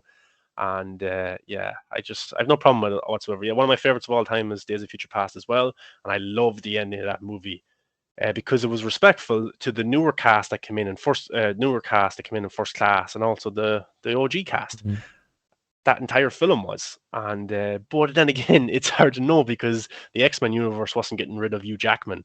They weren't trying to replace Hugh Jackman or characters like that. And the Flash movie seems to have a lot riding on it as well because the Batgirl movie seems to be dependent on it too. So the thing is, now we know that Ben Affleck wants out, so it's not really the Flash pushing him out. He wants out. True. That is true. So look, there's a lot of hate towards Michael Keaton and stuff like that. Of course, I would love Ben Affleck to come in, but that's just what we're getting right now. It's Michael Keaton, and he's going to be setting up the Bat family with Nightwing, with Robin, with Batgirl, and we'll see how it goes. It doesn't mean we're going to love the movie, but I'm at peace right now at what the movie is. Yeah, and I'm going to walk in, sit down, try to enjoy it, and see what they're trying to do. I would have preferred Snyder's DCU, but like things fall all the time in the movie industry. quoting BVS. Wow. I would love a sequel to Power Rangers 2017. Love that film. It didn't do well financially, and it fell apart, and it didn't happen. And there's a reboot happening on Netflix. Just you have to live with these things. They're movies at the end of the day, and maybe this new DCU will be pretty enjoyable. Maybe not as good as it could have been, but it can still be enjoyable. And someday, Justice League 2 can happen. And we'll just see how things go. And we have the Batman, we have the Joker universe that they make a 2 for that. So there's loads of good things coming our way, hopefully. I know it's frustrating, and I don't trust the higher ups at Warner Brothers to pull this off perfectly. And if the Flash fails or is received badly, does that affect the future movies like Batgirl and stuff like that? It looks like this could be a huge mess for Warner Brothers if this movie doesn't do well, and if it's a bad movie. So there's a lot riding on this. It's supposed to be a Flash movie, and the main priority should be to tell a Flash movie, but it's trying to tell several other stories as well that's connected and sequels and stuff like that. That can be very, very messy. And Days of Future Past worked perfectly, but it didn't have the hangover or the shadow of trying to reboot the universe, trying to make a new timeline because this actor wouldn't sign a new contract. This actor's done. This actor wasn't received well in a movie, so we're not bringing him back. They weren't trying to fix things in their eyes, so I will have to see. Exactly, and that's the other issue I do have with this Flash movie too, is that it really should be a Flash adventure. It should be a movie on Barry Allen working to get his dad out of prison, and it feels like it's trying to be that, but also to be in a Justice League 1.5 type of movie too, with bringing in Supergirl and Batman and possibly Wonder Woman and all these other, all these heroes they're kind of like coming to play. That it does feel like it's either going to be a lot of irons in that fire that'll work, or it'll just fall apart like a house of cards. Because I mean, like the argument you can make, I've heard people make that as well. Batman vs Superman isn't a Man of Steel sequel; it's just a Justice League prequel. I'm like, yeah, that was kind of. I mean, the movie's called Dawn of Justice. It really does commit to the idea that it is a Justice League setup movie. You know what I mean? Like, So whereas it told you right off the bat. Whereas this one is called The Flash. No, I agree with you. I think I would have loved I'm a rambling. Flash solo movie just dealing with Flash stuff, but I also would have loved a full-on Flashpoint adaptation. But I am kind of intrigued. The Supergirl element and Batfleck element is really, exciting me to watch the movie. I think it's an interesting thing. It feels kind of like an original adaptation because there's no direct storyline in the comics for this. It's taking elements from various different comics and making something interesting, while also dealing with the DCU timeline and stuff. So, at the least, it will be an interesting watch. Yeah, it will be, and let's just see how it goes. Like, I Yeah. know people aren't happy with it and stuff like that, but if you're not happy with it, go watch something else. I don't see the constant case for just being negative every single day on Twitter. It's not good for your health, mental health or anything like that. Yeah. Like, I don't like Captain Marvel. You don't see me on Twitter every single day shitting on that movie or telling you how bad it is and stuff like that. Like, it wouldn't be good for a person's health to do that. But people online are very obsessed. Like, these people out there, they react quicker to DCU news than they do to the people who are excited for it, people who are interested in it. They react so quick. There they are like that. It's like this is bad. Yeah. And I also find the argument funny is that so like if this movie was separate from the Snyderverse, that's a really good thing. Like Casey, you said that as well. Right. Like, that's a good thing. It doesn't touch the Snyderverse whatsoever. But then you have people going in and said, "Oh my God, how dare they do this to Zack?" Yeah. But you said it's not canon. If it's not canon, then let them do what they want with the stuff that's not Zack. And if they fail, they fail, and then they'll have to go back to Zack. Like, just let them do their thing over there. Yeah. Like, it doesn't have to relate together. And then they go, no, but it has to. Zack is the blueprint. Yeah, sure. Right. Okay. But just to get through these comments before, what are you going to say, Rokan? All I was just saying is let's just step back and I've said to myself, I'm not going to engage any of this negativity anymore or bullshit. Yeah. There's no point. I'll just talk about what I'm excited. Yeah, exactly. And like if I don't like a movie, I'll go on Twitter and I'll say, watch this and this, didn't like it. That's it, And I've done that with parts of movies where I don't like and I'll talk about it. But then that's me dumb about it then. I won't worry about it anymore. I'll go on to the next team because there's no point. There's no point whatsoever. We'll just get through these comments here before we go. Brian goes, The Flash, do we get a definite separation in Earths? I say this will be called Earth 2. There will be a true delineation in the worlds. Yeah, I would say they'll do something like that. They'll call this Earth 2 or Earth 3 or something like that. No, I think this will be Earth 1. I think Earth 1, Hamada said that Earth 2 was the Batman Earth. Yeah, that's right. Yeah, so I just think this is going to be a new timeline where Keaton is in and there's different villains and stuff like that. Things are kind of reset into a new timeline. The thing I kind of always get tricky about or kind of think about too much is like, what's society's perception of like the world and history and stuff? Like what's Michael Keaton's his the history and society and like what do people remember? Who do they remember and stuff like that? But they'll never touch that. They'll never touch that because it's too messy. No, but I think they will because from what we saw from the Batgirl set leaks, which we'll talk about just in a while, it seems like that's what they'll do. You think? Yeah, change people because look, when you change the timeline, the history of that timeline is different from the first timeline. So people will remember stuff differently. So they have to touch on that. Yeah, I suppose I just wonder if Wonder Woman, her origin story, I wonder is it still the same? Do people still remember it and stuff like that? You know what I mean? And like the Aquaman 1, things like that. I wonder. That's what we'll have to see. Yeah, they probably won't go too much into it. Probably just touched on the surface, and but Brett says the script must be great for the Flash if they got Michael Shannon, Antoine Trout, the woman who plays Faora, Michael Keaton, and Ben Affleck back to finish his story as Batman. That's what I'm saying. The script can't be terrible for all of these guys to attach themselves to it. Mm-hmm. Like Michael Keaton to come back after 30 years, like it has to be pretty good. There was something interesting from the Ben Affleck interview where he goes, I hope they maintain the integrity of what we did. Yeah. Now that's for me a dig at Warner Brothers for cutting up so many of the movies and touching the movies. Because Ben Affleck, like in the moment, this feels great. This is a great moment and scene and stuff like that. I hope they leave it alone in the editing room. I hope Warner Brothers don't chop it up, which they could do. Mm-hmm. I think Ben was, that's what he was kind of hinting at. And then we got says a lot considering the fact that Ben was a loyal Warner Brothers I know he won't director. direct at all. He won't do anything. The Mhm. Lane Deli goes, "Yo guys, what's up, man?" Brian says, "And we will get the Batman tears from Flashpoint, but it will come from Keaton watching Affleck die, and Affleck will be crying as he dies."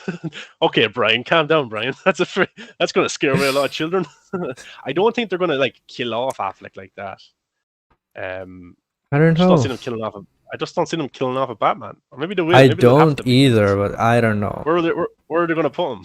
Ben Affleck saying that it's a nice finish. What could be more of a I'd finish prefer- than having your character being killed? I prefer. Sacrifice himself for Flash?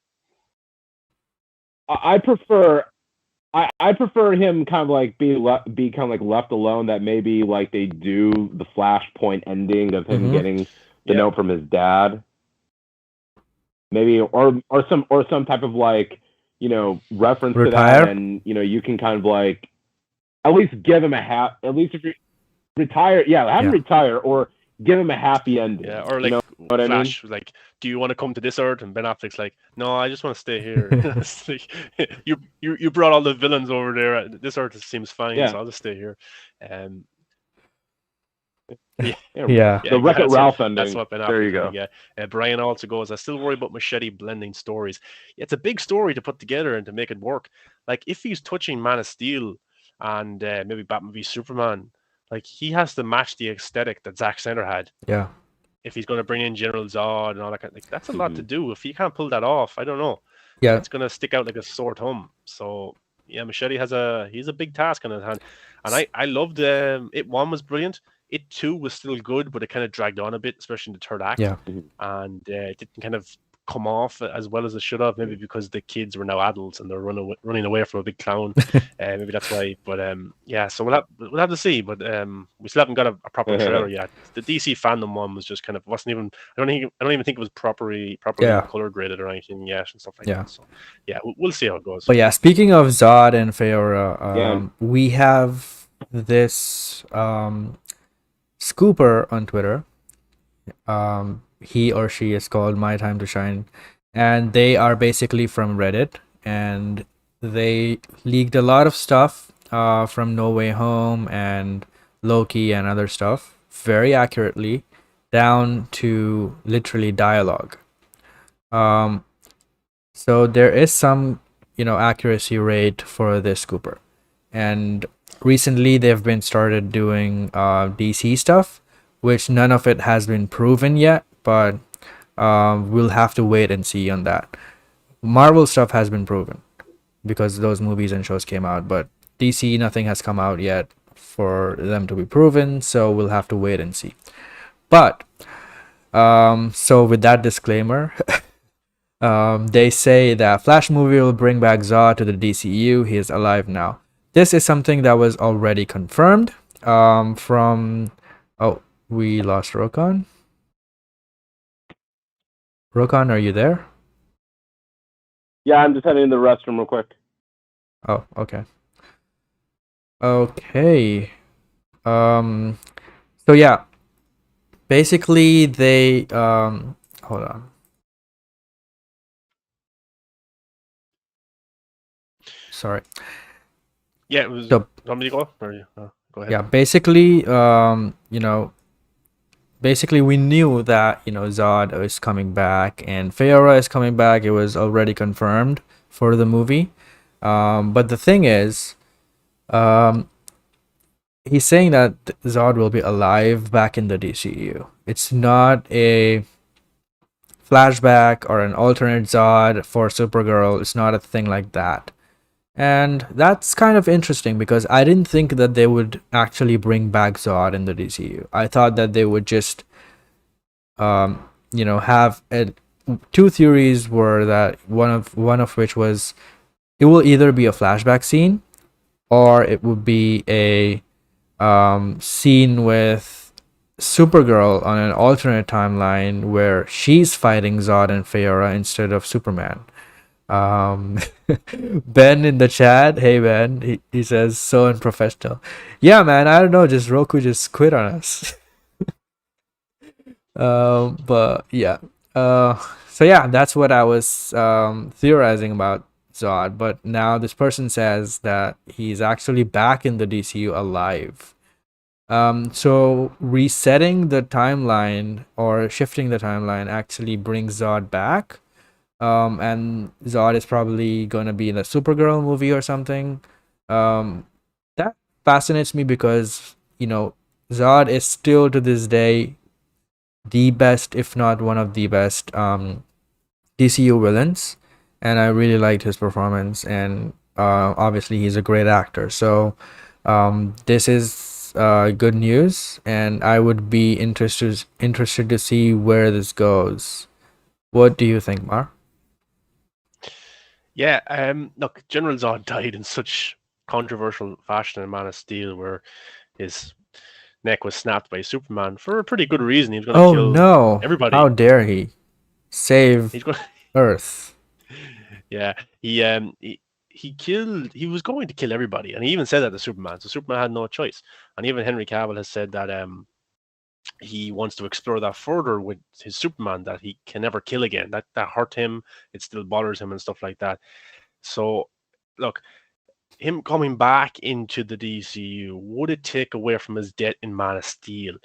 In a way, yeah, yes, and it will take away kind of away some of the kind of like Batman v Superman, Man of Steel, and Zack Snyder's Justice League for me were one continuous story where it had stakes. Anything could happen. Characters could die. Characters could get hurt. Innocent people could die, and that happened, especially at the end of Man of Steel with the fight with Zod. People died, and Ben Affleck's Batman. That's why his motivation is to kill Superman, because of all the innocent people that died. And it would take away that a little bit for me. But since it's a new timeline, you're going to have General Zod and Fiora maybe in the Supergirl movie, and I'd be intrigued to see how it works. I think that General Zod, played by Michael Shannon, was one of the best villains of all time in any comic book movie. So to see him get another crack at it would be amazing. We've seen what William Dafoe could do as Green Goblin a second time around, and it was fantastic, and arguably the best part of the movie, because his acting was insane. He was terrifying. So if General Zod could come back, and there's no doubt that Michael Shannon could pull it off, it would just take away a little bit of the Man of Steel ending for me, because it was so, oh my god, wow, it actually had stakes to it. It actually had consequences, and Superman's actions had consequences, because we got to see that in Batman v Superman with the trial and the media and the politics of it all. So I would be intrigued to see how Supergirl deals with this. But it's Supergirl having her own movie. Shouldn't they have a new villain for her to kind of showcase how powerful she is, or how innocent she is, instead of refighting a villain from Henry Cavill's movie who's not around anymore?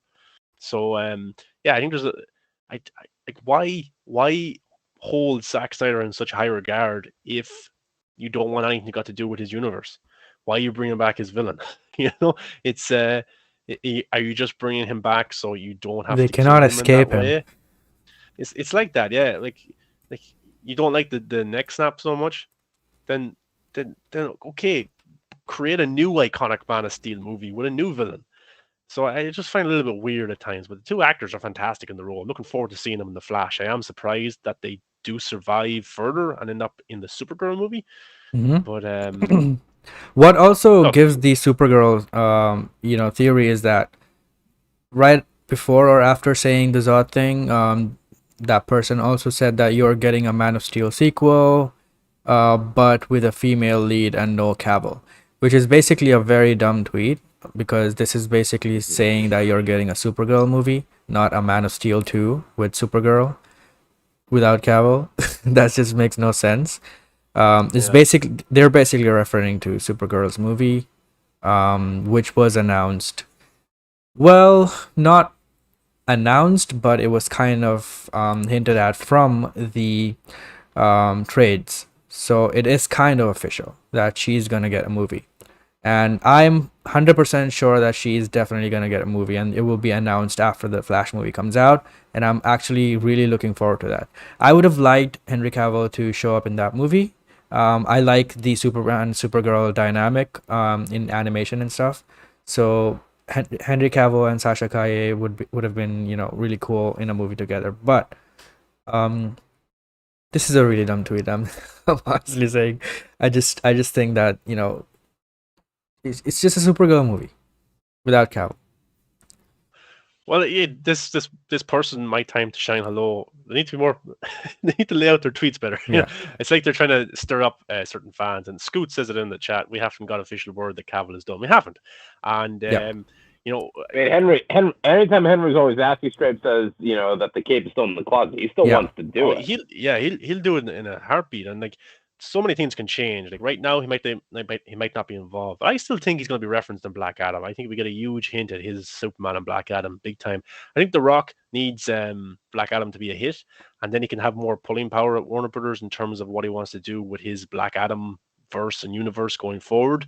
And if it's a big hit, and he says to DC, look, Henry Cavill, Superman versus Black Adam, that's the moneymaker, that's the box office, that's the WrestleMania type match, then the only person you can have it with is Henry Cavill. You cannot do it with Supergirl. You can't do it with a recast, because people will always say, yeah, you're the hierarchy of the DCU, but you never fought Henry Cavill's Superman. Like, how can you call yourself the big bad? How can you call yourself the most powerful DC hero or anti-hero? You can't. And for me, he'll never be called that unless he fights Henry Cavill's Superman. You know, so that has to happen. I still think it will happen. We've heard reports that guy on the Flash set actually seen Henry Cavill, and he did leak an image from that movie, and it was taken down by Warner Brothers, and it was copyrighted, and it was all that kind of stuff. I remember I posted it on Facebook, and my account was suspended for a week because I posted it, and I need to learn to stop doing that because I lost my Instagram account over it. Yeah. But so I do think Black Adam, there will be a reference towards Henry Cavill, and Man of Steel sequel. It won't be called Man of Steel 2 or Man of Steel, the girl version or anything like that. Why would it be even related to Man of Steel when it's called Man of Steel 2 but with not Cavill and it's Supergirl? Yeah. This is such a weird thing to say. That could change. That could change. It makes little to no sense. In fact, it doesn't make sense at all. Yeah, it doesn't. And like things could change. This Supergirl movie is probably a year or 2 years away from shooting. By then, Henry Cavill could be back up and signed a new contract. You just don't know. Things change so often. You just don't know. Yeah, and some of these movies, they can get announced, but it's not like they will actually go through with them. You know what I mean? Yeah. I'll give you an example. I remember back in 2015, 2016, they were going to do a Roadhouse. They announced, we're remaking Roadhouse with Ronda Rousey, and it never happened. So, like I said, things like this could change. It all depends on kind of if they can get a proper script working, if they can, if people respond really well to Sasha Calle's Supergirl. Personally, I feel like if you're going to do Supergirl's solo film, don't rehash the bad guys that we've seen before. I'd much rather have her face off against Metallo or Mizalpictic or Parasite, or even go with a deep cut like Anomaly. People like that. I don't see why you have to just kind of do Zod again, because in every Superman incarnation, it's always been either Lex or Zod, Lex or Zod, and I'd like for them to.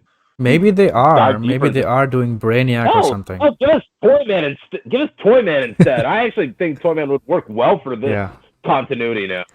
Do you know what's Warner Bros. Have to be careful as well if they do decide to do this, because Suicide Squad came out back in 2016, huge hit, and the marketing for that film was like anything I've ever seen. It was so good. The marketing was brilliant. You had Ben Affleck's Batman. A lot of people love that movie.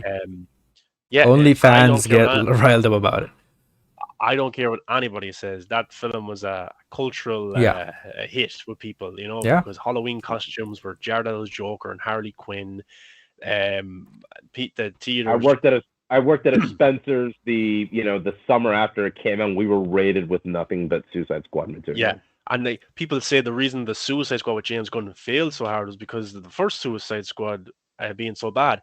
I don't agree with that whatsoever, because the sequel to that movie didn't have what made the first one so successful. Will Smith, The Flash, Jared Leto, word of mouth for The Flash. I heard people talking about The Flash is in Suicide Squad. And the people were huge fans of the CW show at that time. The DCEU was properly connected at that time, so that also people. Yeah. Yeah, people were hyped, and those are a lot of variables that the Suicide Squad. I still like that movie, man. Lost. I know that it's not the air cut. I know that it's the editing sucks in the beginning and stuff, but that movie still had a lot of heart. I could feel, especially that bar scene. The team chemistry was great and all that. So even even from within the faults of that movie, these things stood out to me, and I really like Yeah, that. yeah, that's what I'm trying to get at it because the Suicide Squad movie lost all of that. I had to rebuild again with the same name, and it did feel like a reboot. I know you had Harley Quinn and Captain Boomerang there, And and they you had made Flash. close to BVS money. Yeah, and it did. It did, and like you lost a lot in terms of marketing for the next movie. You were expecting Harley Quinn to do all of the heavy lifting with all these other new characters coming in and James Gunn's name alone. It's what let the film down for me. But the reason I'm getting to this is because Suicide Squad came out in 2016, huge hit, and Warner Brothers thought that Harley Quinn was the next big thing, and they greenlit a solo film with her. First, it was Joker and Harley Quinn, which is the film that they should have made. And I think if they made that film, it would have made close to Batman v Superman money It more would than a have billion it would because have made people, Birds of Prey more sense. yeah, it would have. But then they went ahead with just a Harley Quinn movie with the Birds of Prey, and it didn't do that well. It had no hit whatsoever. I think in terms of gender, the people that went to actually see the movie was mostly men than female, and it was R-rated. What I'm saying is, if they make a Supergirl movie with General Zod and Fiora, you need Henry Cavill in it. For me, Yeah. even if he's in it for just 20 minutes, he needs to be part of the Or marketing. 5 He needs minutes. to be, yeah. Well, he needs headless. He needs to be in the marketing for this movie because then people love Henry Cavill. He is such a huge hit. The Witcher, he's building a PC as Superman. He's got a huge fan base out there. If he's Especially in the now. Mission for Impossible. yeah, if he's in the marketing for a Supergirl film, people will go see that. Henry Cavill's in a Superman, and they will come out with that movie saying, "Wow, that Supergirl was amazing." Yeah. And that's where the Supergirl character is built up. I know that people are going to say she needs a man to build her up. No, she's an unknown character. She's Supergirl. The last film was 1984, Yeah. which didn't do well. It had no impact whatsoever. Henry Cavill in that elevates the story, elevates the character, and then he can step aside and Supergirl can stand on her own. And that's where I think that's the best direction. But my fear is they go ahead and make a Supergirl movie without Henry Cavill, and you don't have him, and it doesn't do that well, And Yeah, one of my favorite aspects about the Superman Supergirl dynamic is they're two-hander with the fact that they both learn things from their world. You know what I mean? Like when Kara comes down to Earth, and this was in the Batman Superman comic series by Jeff Loeb, and also was in the Smallville. It was in Smallville when Kara landed. Was the fact that Kara had to learn how to adjust to living on Earth, and she was teaching Clark about his Kryptonian heritage. And it was kind of like the idea that these two like learn things about each other, and they have a greater sense of understanding in terms of world. And I think if you're going to have Henry there, especially considering the fact that he doesn't know everything about his Kryptonian heritage, even after Zack Snyder's Justice League, I think it's the perfect story to do if you're going to have Supergirl in there. You know what I mean? Yeah. Yep. My dream movie was actually probably like everyone else's, Man of Steel 2 with Supergirl and Superman fighting off Brainiac. That would have been the best case scenario, but unfortunately we don't have that. But I'm cool with this. We could get it maybe if things go right Yeah. and the right people are involved. We could. There's still a long time left before that Supergirl movie happens. Yeah. So things could be better. Just go through some of the comments here. Brett says, "I hope to see Henry Cavill show up in Black Adam." He still could. We don't know. He could have shot a post-credit scene. We just don't know. I think it's still possible that we get references towards him in that movie. Brian Cowley says, "Michael Shannon is great. Glad to see him back. But if they don't want to go with Brainiac, then give us Parasite or Metello." Those are characters. I don't read the comics, so I'm not familiar with those characters. I've seen images They of them, were but in the Supergirl show, I think, right? or I don't know, but like, yeah, use somebody different. I agree with that. Michael Shannon's great, but like, just bring in somebody else, I think. But Brian, That was a very cool bad guy. is he? Yeah. So yeah, try somebody new. We've seen General Zod. I want to see someone different have a go at it. Brett goes, The Rock knows what fans want. If anyone can get Henry back, it's him. Yeah, I agree big time as well. He listens to the fans. He understands that. And Henry Imagine Walter Amada telling him, "Oh no, we cannot get Henry because blah blah blah." The Rock will be like, "Seriously?" You remember how in Endgame, Tony and Bruce Banner are talking, and Bruce is like, "We gotta get Cap," and Tony is like, "We're not on speaking terms," and Bruce is like, Yeah. "Speaking terms? What are we, a boy band? Just call him, get him back." Yeah, or The Rock could be like WWE, like, so Walter, what do you think? And then Walter could start talk. It doesn't matter Yeah. what you think. That's what the Rock used to do in WWE. So Yeah. I'd love to see that. We have other comments here from um, Brian goes, I wonder if Seven Books Productions is being overprotective of their talent. Henry, well, Seven Books Production is involved with Black Adam and they're involved with Shazam too. So like his production team's involved, so maybe they could get Henry in. We just don't know what's going on behind the scenes. The Rock love if you've seen Hobbs and Shaw, if you've seen Jumanji, The Rock loves having surprises for the fans. Yeah. Big time. Like nobody knew, spoilers, in Hobbs and Shaw that Kevin Hart and Ryan Reynolds were in it. And they were, and it was great surprises, and it got huge kicks, a huge kick out of it in the theater with people. They just, oh my god, it was so funny. So I wouldn't be surprised if Black Adam has some cameos as well. Brian goes, go way back into the DC archives and use Ultra Humanite in Supergirl. It will be a gun formula like Guardians of the Galaxy. Take an unknown character and bring it back. Yeah, I think that would be, yeah. I'd just love to see a different villain, to be honest with you. But Henry has to be enough for me for it to work. Scoot says Suicide Squad was a box office hit, but was torn to shreds in reception.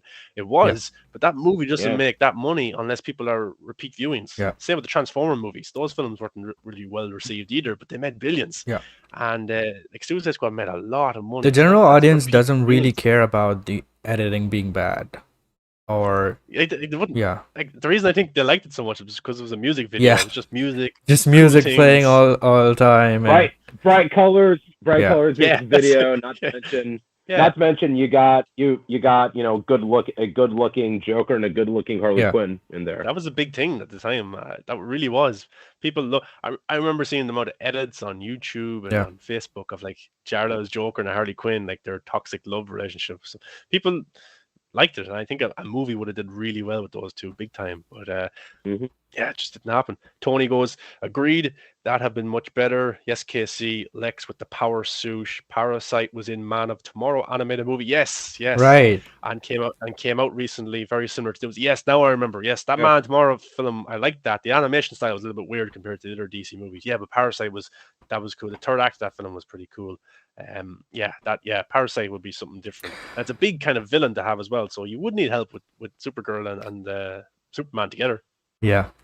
So yeah, that's that. And moving on to the next topic, it's again the same things that basically Grace was saying at the beginning of the year.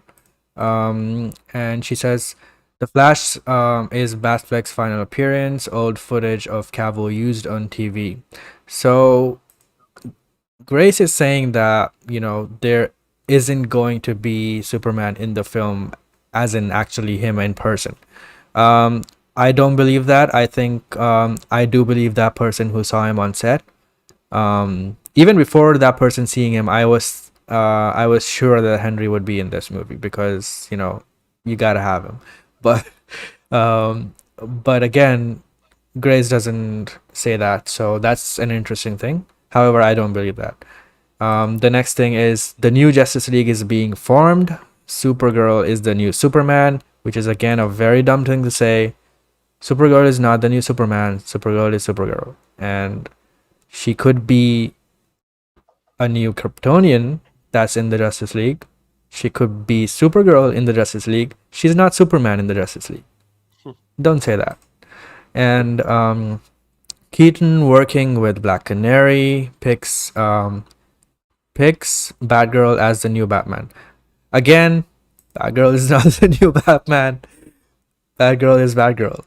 And there's Michael Keaton Batman. So, yeah. This is the new DC. Let's be open-minded and give it a fair shot. And she continues saying the Keaton Black Canary Batgirl stuff obviously happens in her own movie, to clarify. So, yeah. I don't really mind any of this, to be honest with you, except that wording of things and stuff. I don't think that Supergirl and Batgirl are replacements of Superman and Batman, although I can understand why you see that. Look, Ben Affleck didn't want to do Batman. He's out. They have to bring in another character in his place. So Yeah, they, well, I just James is saying, I'm sorry guys, but I do believe Grace in this one. Oh, we believe her as well. We just don't think that they're like the Batman. It's Superman. yeah, Like they're not technically Batman and Superman. They're yeah, taking they're, positions similar to those characters, but look, they're their own characters. That's what we're kind yeah, of saying. let me explain it to you this way. Imagine if Superman and Batman both were in the DCU still, okay? And Supergirl and Batgirl were coming in. Would they be replacements of those two characters, or would they just be additions to the team? They're not replacing the Justice League members, they are just adding to the Justice League. The Justice League isn't just a team of 7 locked. They can be a team of 15 people. It doesn't matter. Yeah. So they're not replacements, they are just new additions. And on top of that, Ben Affleck's Batman is absent, and Superman, I don't know what he's doing. So they're not replacements, they're just new additions, but these two are missing. So they don't, it's not like they're replacements. There's a clear distinction there. It's just like it's a controversial tweet to put out because people are going to go crazy Yeah. over it. If she said that like Supergirl and Batgirl will be a part of the new Justice League, then people wouldn't have been Yeah. maybe too annoyed over it. Yeah. It's just replace or new is just kind of the word that gets people. Yeah. Look, for Batgirl, you can't blame them trying to get Batgirl or Michael Keaton's Batman into the team, because basically Ben Affleck didn't want to do it, so they had to get someone to step in. So they probably are getting Michael Keaton to be the Batman of the DCU, which I don't like, but that's what it is. So they had to do something, and they chose that. So I don't know. I would have, if it was me and it came down to Ben Affleck not continuing as Batman, but you still want to have Batman in the DCU, I would have recast. But that's not what they're doing. They're getting Michael Keaton instead, and then taking Batgirl and putting in that place. So it is what it is. But for Superman, I don't think Supergirl is a replacement at all. I just think that she's an addition, and then Superman we might or might not see in the future. So him being or not being there is not a reason for them to replace Supergirl with Superman. That's just not what's happening. Yeah. Do you guys agree? Is which topic is this one? What are we specifically? So talking about basically, now? we're talking about this, and then we are moving into the new Justice League being formed. Yeah, well, yeah. So just like the Batfleck's final appearance, I think that's already been confirmed by Ben Affleck, but he could change his mind in the future if he wanted to come back for anything. He's just kind of he changes his mind a lot, and he said different things. But right now, he just want to be Batman. This is his final appearance. Okay, old footage of Kal-El used on TV. That doesn't really sit right with me because I think they've really butchered Superman in the past. Look at JL-17 with the mustache. You look at Shazam, the headless cameo, and now he's going to be on a TV. We're getting closer to him actually being in physical form on camera, but it's just a little bit stupid for me. Hopefully, he is in the movie properly, not just on a TV screen, because it just makes no sense. And I could see them. I don't know how that even happens, but Probably footage from Man of Steel, like how in BVS, Bruce Wayne sees on his computer. True, yeah, it could be something like that, or yeah, that's true. But and then Batgirl is the new Batman. But I think Michael Keaton is too old to fight crime every single night, so he has to build his own Bat family to do the fighting crime for him. You have Robin, you have Batgirl, maybe Nightwing. That's what's probably going to happen there as well. And just to talk about the new Justice League, I've been saying this for a while since I heard Michael Keaton is coming to the DCU. We've been talking about it on this channel for a long time that's a possibility. Yeah, we have videos as well. Just couldn't find them. We do have them. We did talk about this, where I laid out the new Justice League, and it looks like this is the new Justice League, and we're going to have Michael Keaton's Batman, who will be in the main DCU. I think he'll be a mentor to a lot of characters. We'll see him fight in the Flash movie, but I think maybe he gets badly hurt, or that's the time he realizes that he needs help with what he's doing. And that's when he starts to recruit other people and become a mentor to the world of the new DCU. So I think he'll be a mentor to the DCU Justice League, the new one. You'll have Flash as well because they're banking on the Flash to be a successful movie. Jason Momoa's movie made $1 billion. He's popular in the roles. He's not going anywhere. Gal Gadot is popular. She's not going anywhere. They're behind Shazam. Batgirl and Supergirl will be introductory characters as well. So they're hoping those will be received very well. They're getting Shazam because they have no other option. Just Yeah, true. Yeah, I mean that. Like, look, the Shazam character for me, he doesn't fit with any of these characters at all. And for him to appear with these characters, it's like it's like he's going to be trying to be a Deadpool around these characters. I just don't think it can work with Zachary Levi. I just don't see him standing beside Jason Momoa, Aquaman, and pulling it there's off. also But Black maybe I'll be Adam. wrong. Black Adam as well. I think the Justice League could fight Black Adam like Yeah. in the middle of a movie, and then he ends up teaming up with them for a bigger threat or something like that as well. But you have Black Canary working with Michael Keaton's Batman. We've seen posters on the Batgirl set of this. So the new Justice League team actually isn't bad if Henry Cavill's added to it. Yeah. Because the only one that doesn't want to be there is Henry Cavill, or is Ben Affleck. Sorry, he's done, like, he doesn't want to be there. And then, of course, there's Ray Fisher, and that's terrible. And I would love him to be back in this team, but there's still time before the new Justice League film is made. It's not made or anything, so things could still be okay. But yeah, this team on paper isn't bad if Henry Cavill's added to it. Yeah. Rokan? It's kind of this thing where like, you know, I'm all for having them be as part of the Justice League, absolutely, but I don't like the idea that they're going to be promoted, or at least badly tweeted in this case. I don't like the idea that they're promoted as just Batman and Superman replacements, because then it has that kind of like baggage of, you know, kind of like that of the Batman Superman type of roles, and I would basically hate for Leslie and Sasha to get criticism because they're not like Batman and Superman. Yeah. I'm like, you know what I mean? Like, I hope that they can reword this in the future to basically say, okay, yeah, they're just the new members of the Justice League in that sense. So I don't know. I don't know how this will go down, but I do find it just weird that you brought J.K. Simmons back in and he's younger than Michael Keaton.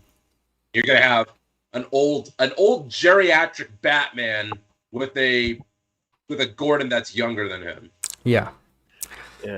It's just weird to me. I mean, I feel like if that was the case, then they should have just recasted, you know, J.K. Simmons as Gordon as well and gotten an older actor than. The thing is that we don't even know that this is actually going to happen. It's just rumors for now, but because the merger is happening in a few months, this could completely change. So it's just a potential thing that could happen. Yep. Yeah, absolutely. And plans can change. I mean, you know, they could redo the ending, you know, or like redo kind of like their plans probably like months before the movie comes out. I mean, look at Justice League, for instance, or look at when Whedon took over. They literally changed up the movie like 4 or 5 months before it came out. So it could change. I mean, who knows? We'll see. But as for just kind of like a potential direction for the DCEU, I mean, I understand, you know, Ben's done. You know, I respect that, but Henry's, you know, pretty much says in every interview, I want to come back, and yet the studio's just kind of like, nope. Like it just doesn't make sense when you have an actor right there who's like jumping up and down, being like, oh, I want to do more. I want to play Superman more, and the studio be like, no, it's just it doesn't make sense to me. It's more. I think it's more on Cavill as well, because this is what Grace said as well. She was, look, she has close sources on the Flash movie. So if she says that Cavill was trying to negotiate with WB for his contract and stuff, and we've known this is official news that, you know, they have been negotiating, right? So the negotiations have already been going on for a very, very long time. He still doesn't have a contract or whatever. So I think it just comes down to the negotiations. Maybe Cavill is asking for too much. Maybe WB doesn't want to pay him that much. Maybe they don't want to do a Man of Steel 2 the way Cavill wants. Or maybe they just didn't agree on what the pay would be. So it could be a number of reasons. So I don't think it's solely on WB, because I do think if it was solely on WB, then he would have had cameos in Flash, Shazam even, and other movies. which didn't happen. Yeah, it's like I don't know what's like really going to happen in terms of Henry Cavill, but like they seem to hate Zack Snyder and they seem to hate Henry Cavill not to tie him down for a contract. There must be bad blood there between Henry Cavill and some of the executives or the studio because, like, he is Superman and they're willing to have J.J. Abrams do a new one, Tyler Hoechlin's the CW one, Michael B. Jordan is doing it, Supergirl's coming in, but they won't bring it back Henry Cavill's Superman. So there must be something deeper between a lot of these people and these guys, which is annoying. And it hasn't been resolved since 2017. Like he honestly, Every year he's been more expensive. Yeah, exactly. It's totally on WB for not signing him early on. He's bigger than he was in 2017, big time. And I think a lot of it is. Yeah, he's got one of the biggest shows on Netflix right now, and he was Mission Impossible. Yeah, and he's going to be in a Highlander reboot. He's going to be in a Mass Effect. Game adaptation. Look, it all goes back to 2017 for me. Henry Cavill may be awkward, and he may be looking for more money right now. And rightfully so because he's a big star. But it all goes back to 2017 on those reshoots. Same with Ben Affleck. And like Henry Cavill was brought from the shooting of Mission Impossible. He was done as Superman in Zack Snyder's Justice League. They shot it, Zack stepped away.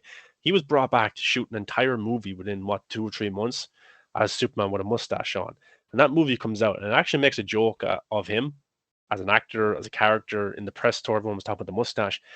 It made a joke of him, so he was right to be pissed off at Warner Brothers for that. And it goes back to the poor management of talent. Jared Leto's the exact same. He was pissed off about the air cut, big time.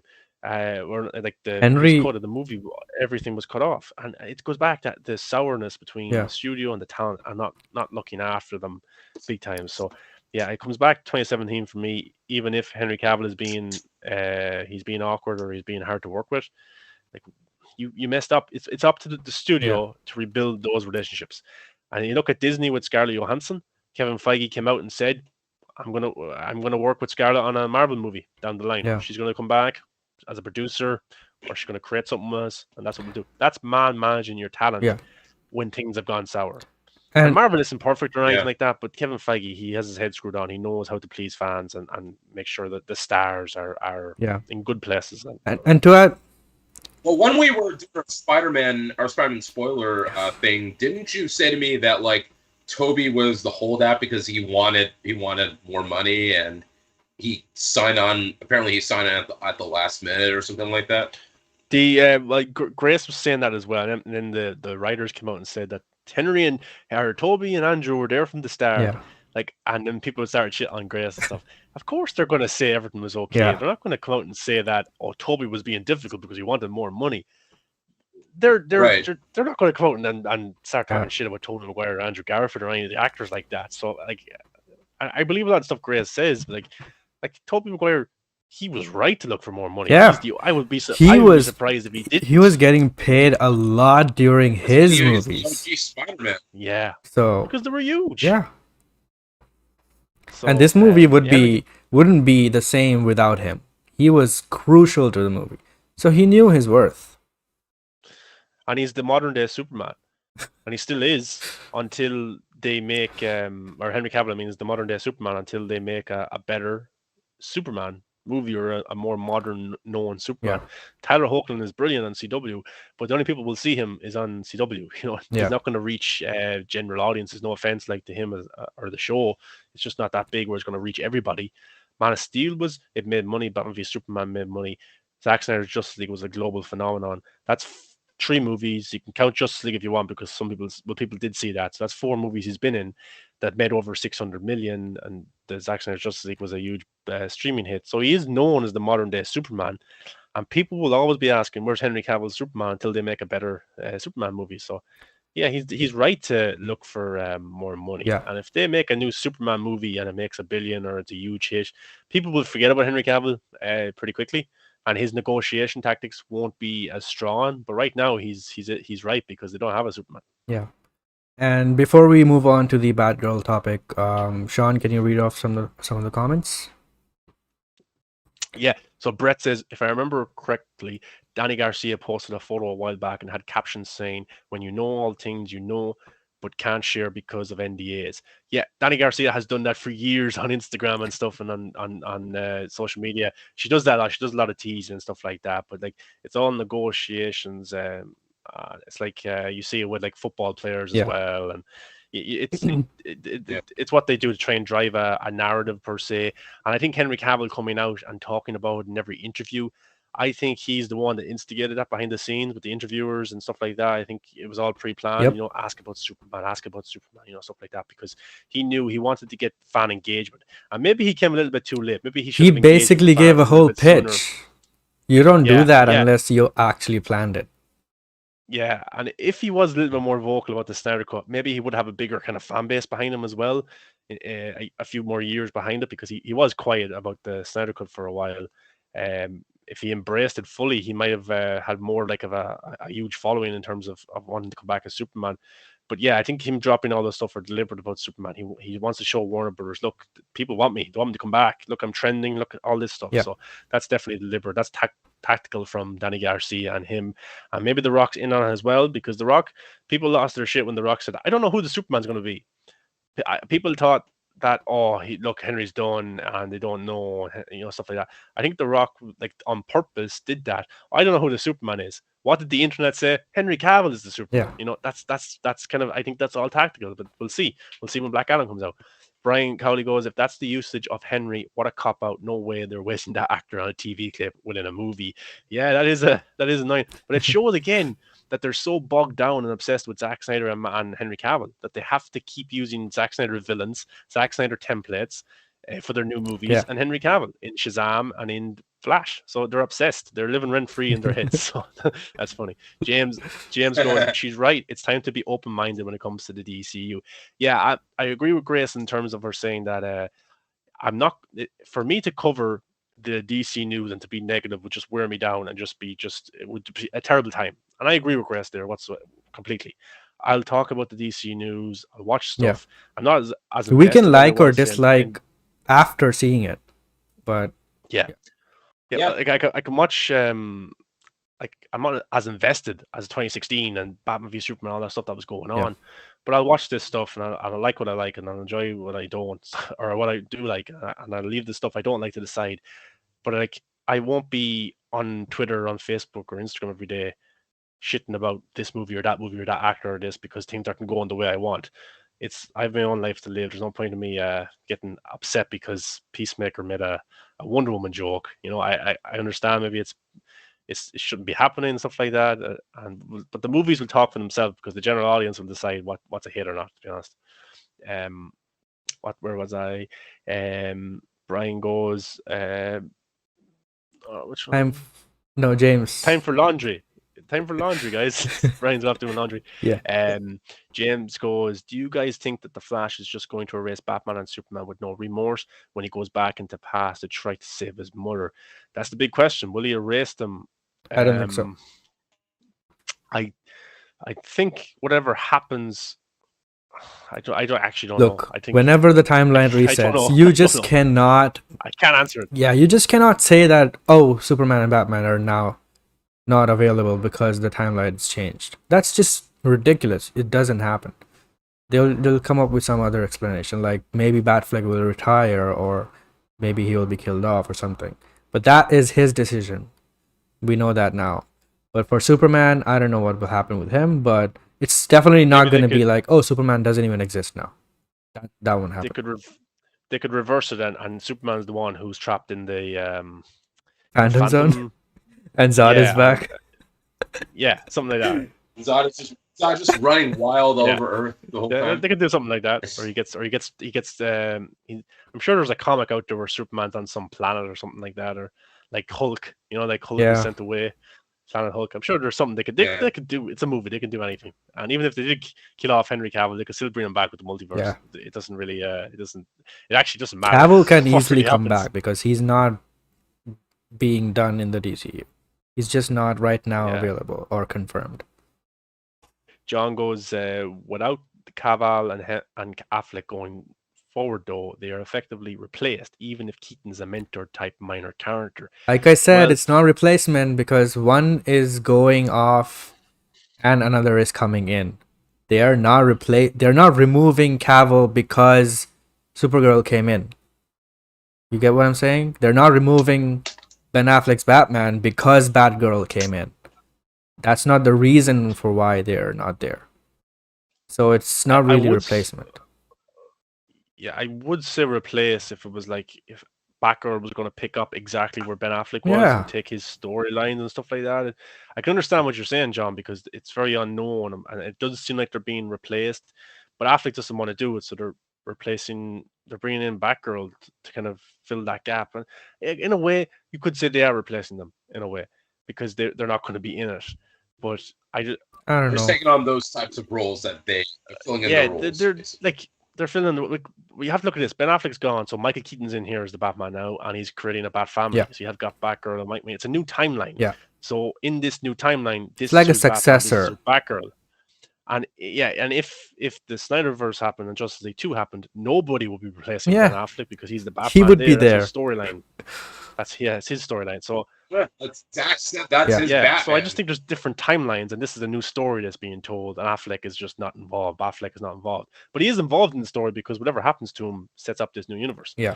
And Henry Cavill is tricky because you could say on the surface he's being replaced because Supergirl is fighting Zod, and Henry Cavill is nowhere to be seen. We just don't know where Henry is right now. We can't really speak on Henry because we don't know what's going on with him. James goes, it looks like Warner Brothers hate Henry Cavill, and with this new team, it looks like they do really hate Henry Cavill.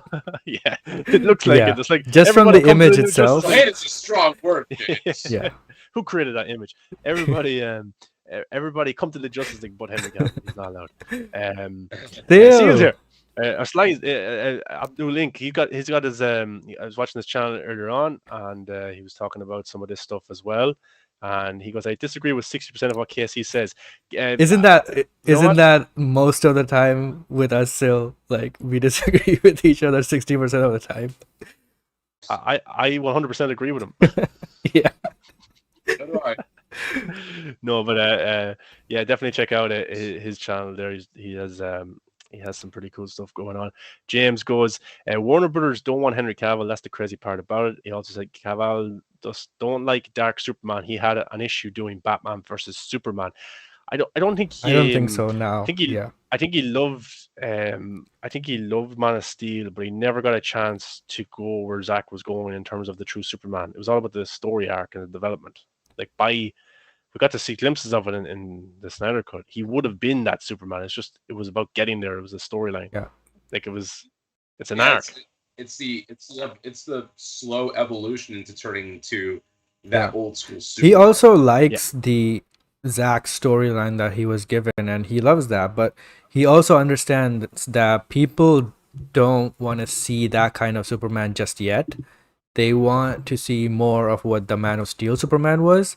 So even in the recent interview, he said that he wants to explore more of the Superman that was before Darkseid invades and all that stuff happens. So it's not like he dislikes that. He likes that arc, but he just wants to explore more movies with right after Man of Steel, you know, when he was basically being Superman, newly being Superman on his, first day, second day and all that stuff. So he would be doing more hopeful Superman-y things before getting into the Darkseid invasion, evil Superman, mind control and all that. So he wants to explore more of that Superman. It's just I understand most people want to see that kind of Superman. But for me, Injustice and stuff was really cool. So I really love Zack's arc.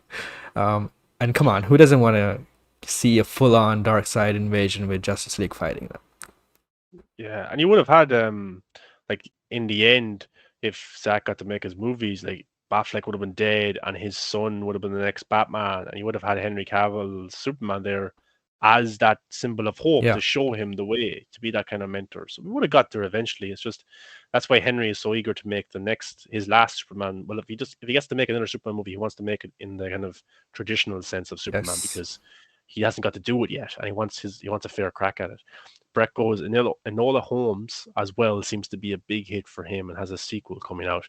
That is a big hit, and the sequel just wrapped filming. Yeah, it was wrapped, right? And he does have a bigger role for the sequel because I don't think Netflix were expecting it. Well, actually, it wasn't a Netflix film. I think it was supposed to hit theaters. It was a Universal yeah, then they movie. bought it. I don't think people were expecting it to be such a big hit. So when Netflix ordered the sequel, Henry was in it more. So yeah, expect to see a little bit more of him in that film. So I still haven't seen it. And funny enough, it's giving us, we're talking about kind of like characters that are filling that void. It's filling that Sherlock Holmes void because people are waiting for those Downey Sherlock movies to continue, and it's just been an up in the air type of thing. So, funny enough, Henry gets to fill in the void of some franchise or some character. James goes, Henry Cavill likes Josh Whedon. I think what we've seen in 2017 was a lot of PR. Yeah. And it was a lot of Henry Cavill being... Yeah, it was him being a politician, really. He was just... Henry Cavill and Joss Whedon see eye to eye. I still remember all those headlines, man. Yeah. Justice League was unwatchable. Ray said it as well about Zach really picked the best guy to come in and do the film for him. Like, these guys said this stuff because they were told, and it was a tricky situation. None of them have ever been in anything like that before. Like, you're not going to come out on a promotional tour and shit on the director and the studio. You'd never work again, in a way, you know. But now he could probably get away with talking the truth because he's a bigger star. He has more star power. He has more pull. Same way Ben Affleck is dropping hints and stuff about what really happened. We got James says she said that Tobey Maguire was the only one holding out because I think originally he was supposed to be in the film a lot, like have more scenes. Yeah, I think he held out for more money, and he was definitely right to do that. John the Hermit says Zach just set the bar too damn high. Yeah. It was they're trying to live up to it now. They're trying to compete with it, which is the worst thing to do. They should just run in the opposite direction and do something different. Yeah. And so we disagree 60% of the time, but it's cool. It's cool. 6% of the time we disagree every time. Yeah. So let's move on to the next topic, which is actually really fresh. These were all the old topics that we couldn't cover. But now we have Batgirl and more controversy. So new set pictures from Batgirl came out, which is from the account Batgirl Film News. I think this is, another account that's related to the Flash Film News account. They posted this set picture, and look who's in there. Oh my god. Rokon went again. Rokon, you're messing up the whole thing when you leave. Pictures go everywhere. Makes KC kind of half good looking. Alright, let me fix that. 1 second. There you go. All right. So, this image came out and basically confirms that there's a Batman and Robin in Gotham in this new timeline. Look, this costume looks good, but it's also the Michael Keaton-esque costume, but with a slightly different updated logo. It's a mix between the Batman 89 logo and the Returns and Forever and Batman and Robin and whatnot. Are you back? Yes, you're back. Thank you. So, yeah. It's very interesting that they have Robin in here because I wasn't expecting Robin to be in this movie, even though Grace said so, but I wasn't expecting that because Robin, frankly, to me, it's a very, very... I might get hate for this, but I don't think Robin works in live action. It's especially not with that suit, the red and green thing. But holy unpopular opinion, Casey. But yeah, so for that reason, I didn't think that Robin would pop up. But here we have a Robin on the mural beside Batman. And we have had Batman and Robin in the past. So this is not the confirmation that Robin exists in the DCU, but it's just a hint at Robin existing in the DCEU, but it could also be just that they are basing this drawing over a memory of a previous Robin existing from the Batman and Robin era or whatever. But a lot of people are saying that the Batman 89 had a comic, which was canon to the movie, and that had a Robin, but it was not this Robin. So I'm kind of confused over here. I don't know what's going on, but I think it's interesting that this mural is going to be on a wall in Batgirl, which is set in the DCEU and comes after Flash. Does your head hurt yet? Confusing. What do you think? But I'm James, sure Walter James. Amada was able to sort it all out on his whiteboard and Haha, make it make sense. sure. I think it's like that. It's like that. It's always sunny meme with Charlie Day just right there. Yeah. Just always just wants to figure it out. What do you think of Robin being on this mural? Was it a surprise? Do you think it's possible that Robin is being set up in this movie for an eventual Nightwing movie, which was announced way back? Do you think that is still possible in the DCEU? Okay. I don't know because I mean, when they were making that Robin movie or that Nightwing movie back in 16 or 17, was to follow Zack's continuity, and it was with the director of Lego Batman, I believe. Like he's the one who did Tomorrow War. Chris McKay, yeah. So yeah, Chris McKay, I think. So yeah, I mean, it could be a case. It could be a case that they could set it up. I honestly think it's just a reference to the Chris O'Donnell Robin, because if you're having Keaton's Batman in there, and the thing is, like Schumacher, if you even look back in the DVD special features of the Schumacher Batman films, he straight up says, yeah, these movies are a continuation of Burton's films. It's just in a different direction. Yeah. So, like, I look at it as kind of like a reference to those adventures that Keaton's Batman had those adventures with Chris O'Donnell's Robin, and they took on the Riddler and Two-Face and Ivy and so forth. So I just see it as that. I don't know if we will get a Robin or Nightwing movie or anything like that, because that would mean if you're gonna get a Nightwing film, you probably will have to get Chris O'Donnell back to be Nightwing, since it's been taken in with that canon. Or if you're gonna have Robin in there, you're probably gonna get like Tim Drake or Jason Todd. But I feel like Jason Todd is just way too popular as Red Hood than he is as Robin. So I don't know. I honestly just think it's just a reference to the Schumacher films, but that's just me. Yeah, I think that in this movie we will see Batgirl, of course, and we'll see Michael Keaton's Batman, and I think Robin will have existed with Michael Keaton's Batman, because 1992 was a long time since the last time we got to see him. I think in the meantime he did have a Robin. I don't think the Robin is the same age as the mural, because if you see the mural, it's damaged, it's worn, it's not like brand new or anything. It's also not the exact incarnations of those characters. The reason I think it's not the exact incarnation, because Batman's never going to pose for a picture for an artist.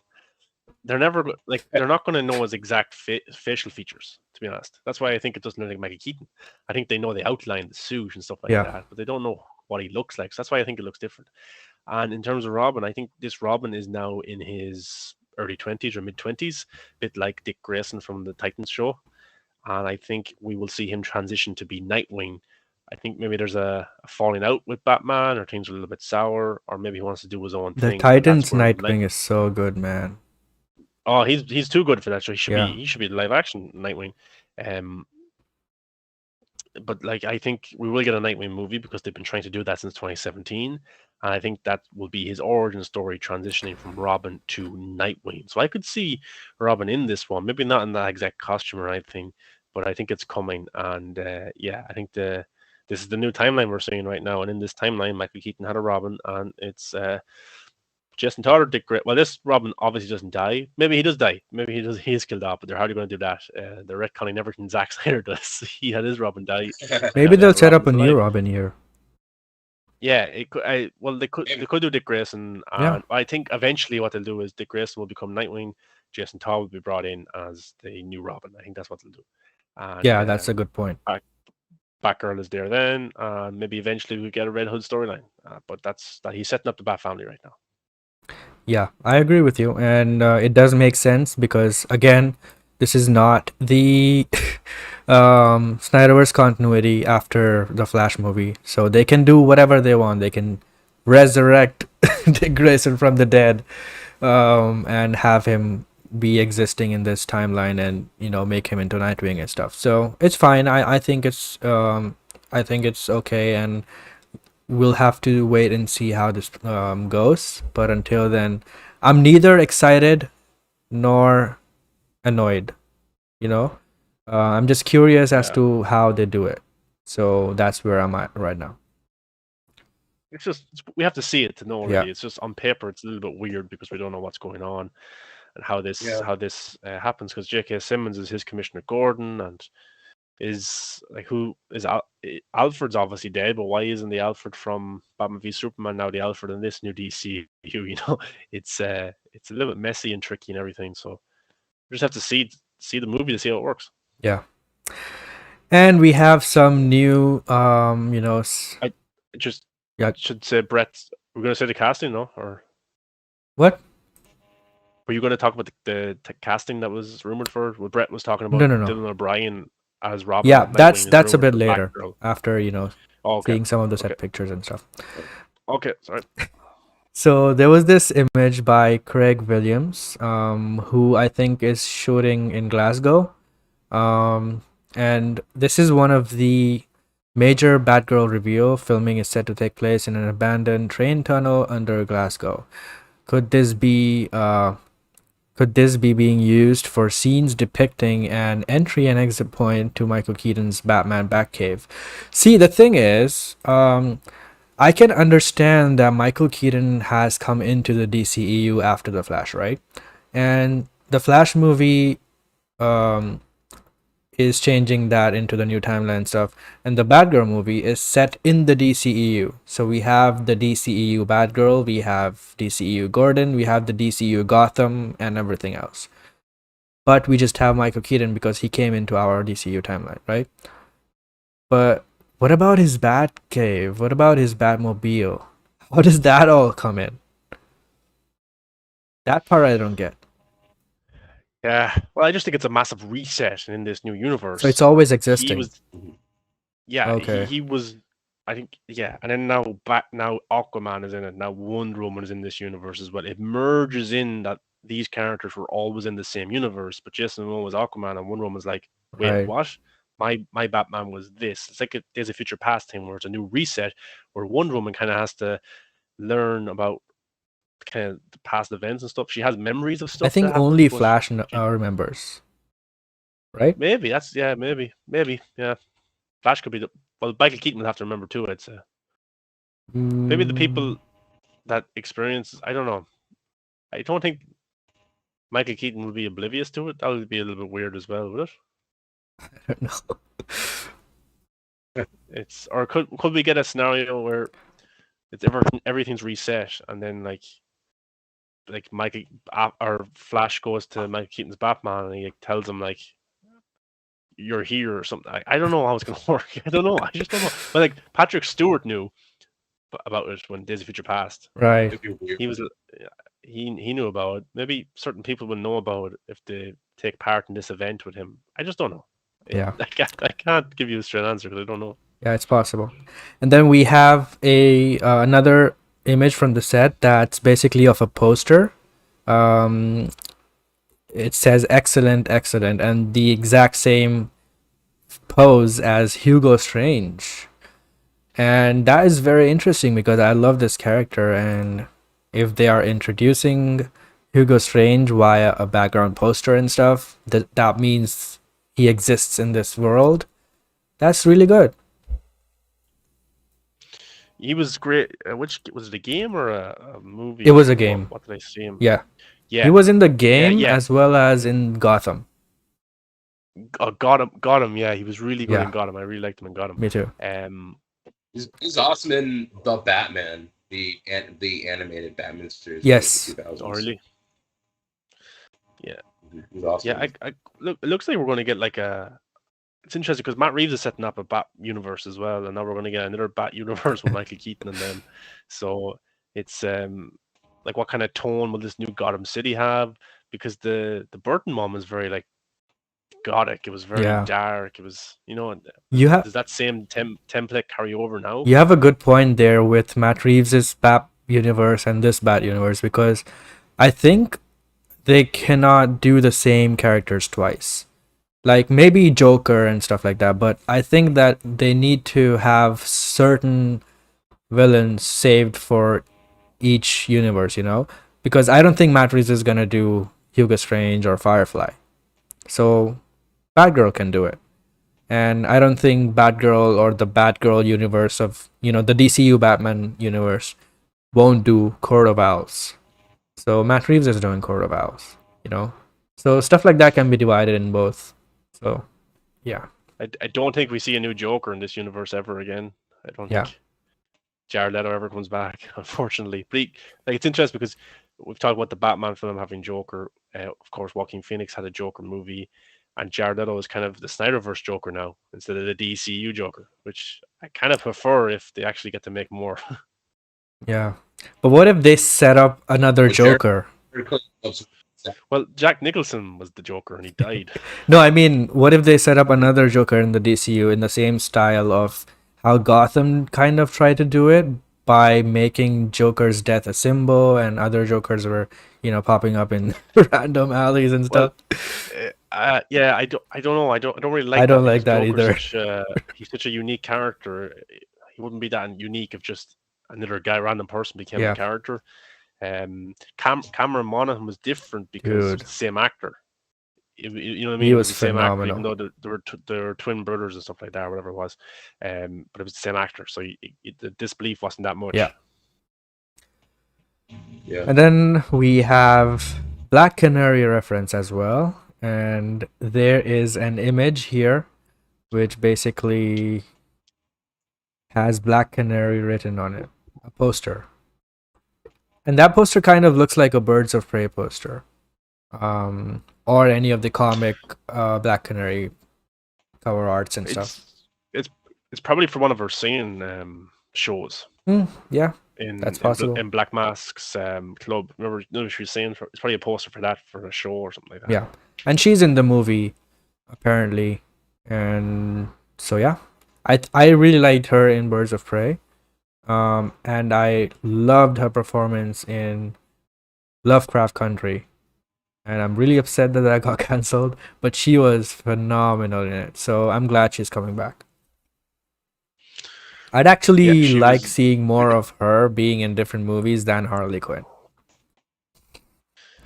There's rumors as well that she may get her own HBO Max series. Yes. So no, it's confirmed. Like the characters, there's a lot to explore with the characters. Yeah. So it's HBO's movie.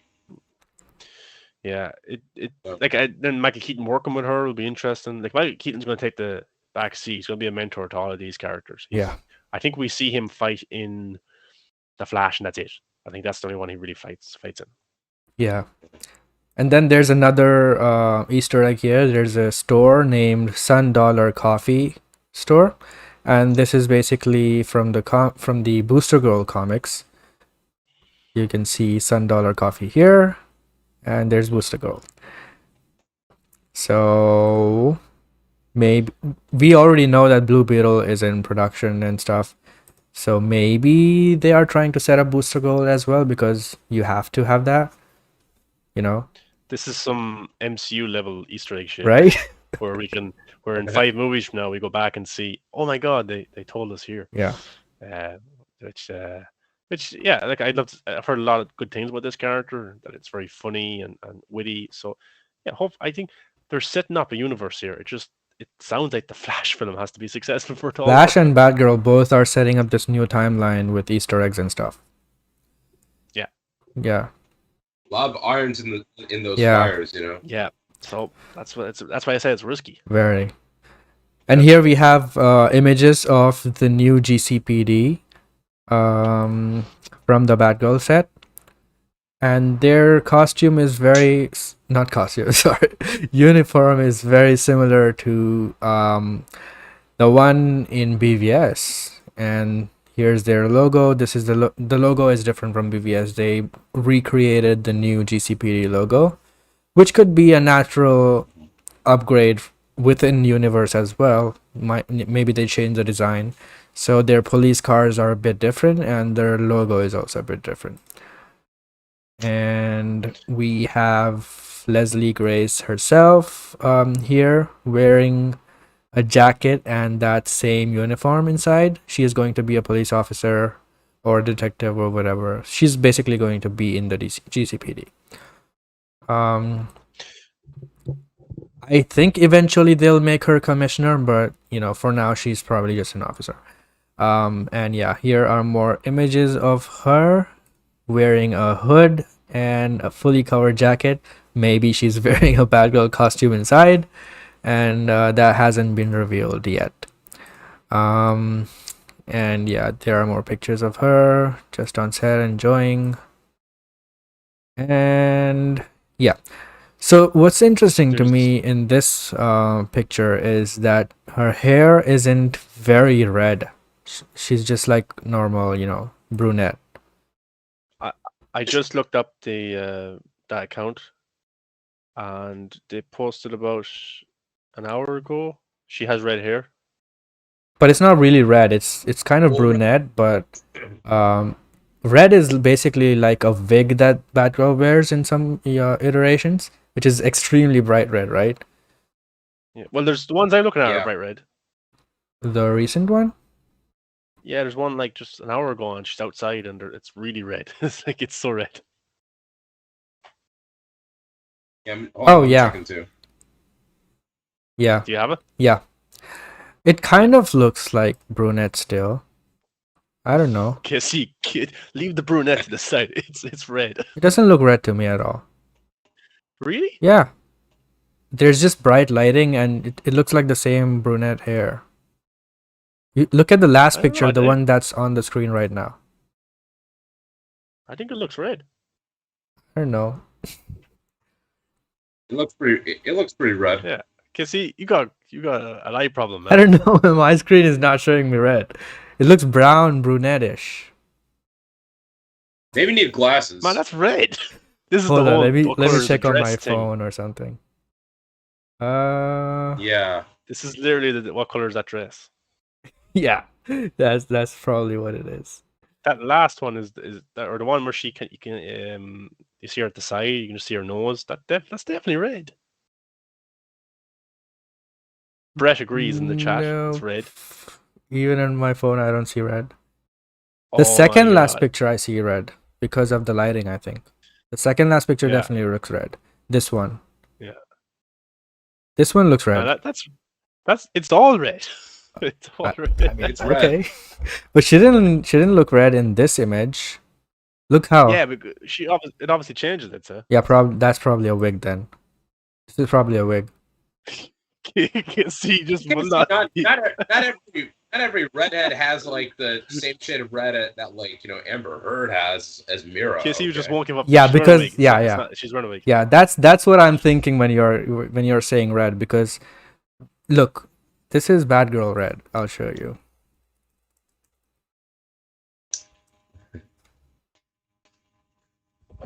Well, like I just think like earlier in the film she'll have the brunette hair and she'll eventually get red hair and stuff like that, or yeah, that could be. Is it a look? This is Batgirl red hair. It's not that red. But, yeah, that could be a wig as well, actually, because isn't the Batgirl in the Batgirl Batwoman show? Yeah, she have red hair. She has red wig. Yeah, stuff like that. Yeah, so it could be something like that. Yeah, that's what I was wondering, because to me it doesn't look that red, because that Batwoman show has like really red, like crimson red. Yeah, there it is. There that you can see it. Yep. Side. So. Yeah, I guess. Yeah. The great red debate. Yeah. But yeah, that was from there, and we have more set pictures, and it seems like this is a store called Bressie, which is another Easter egg from the comics. from the Batgirl comics. This store is in there.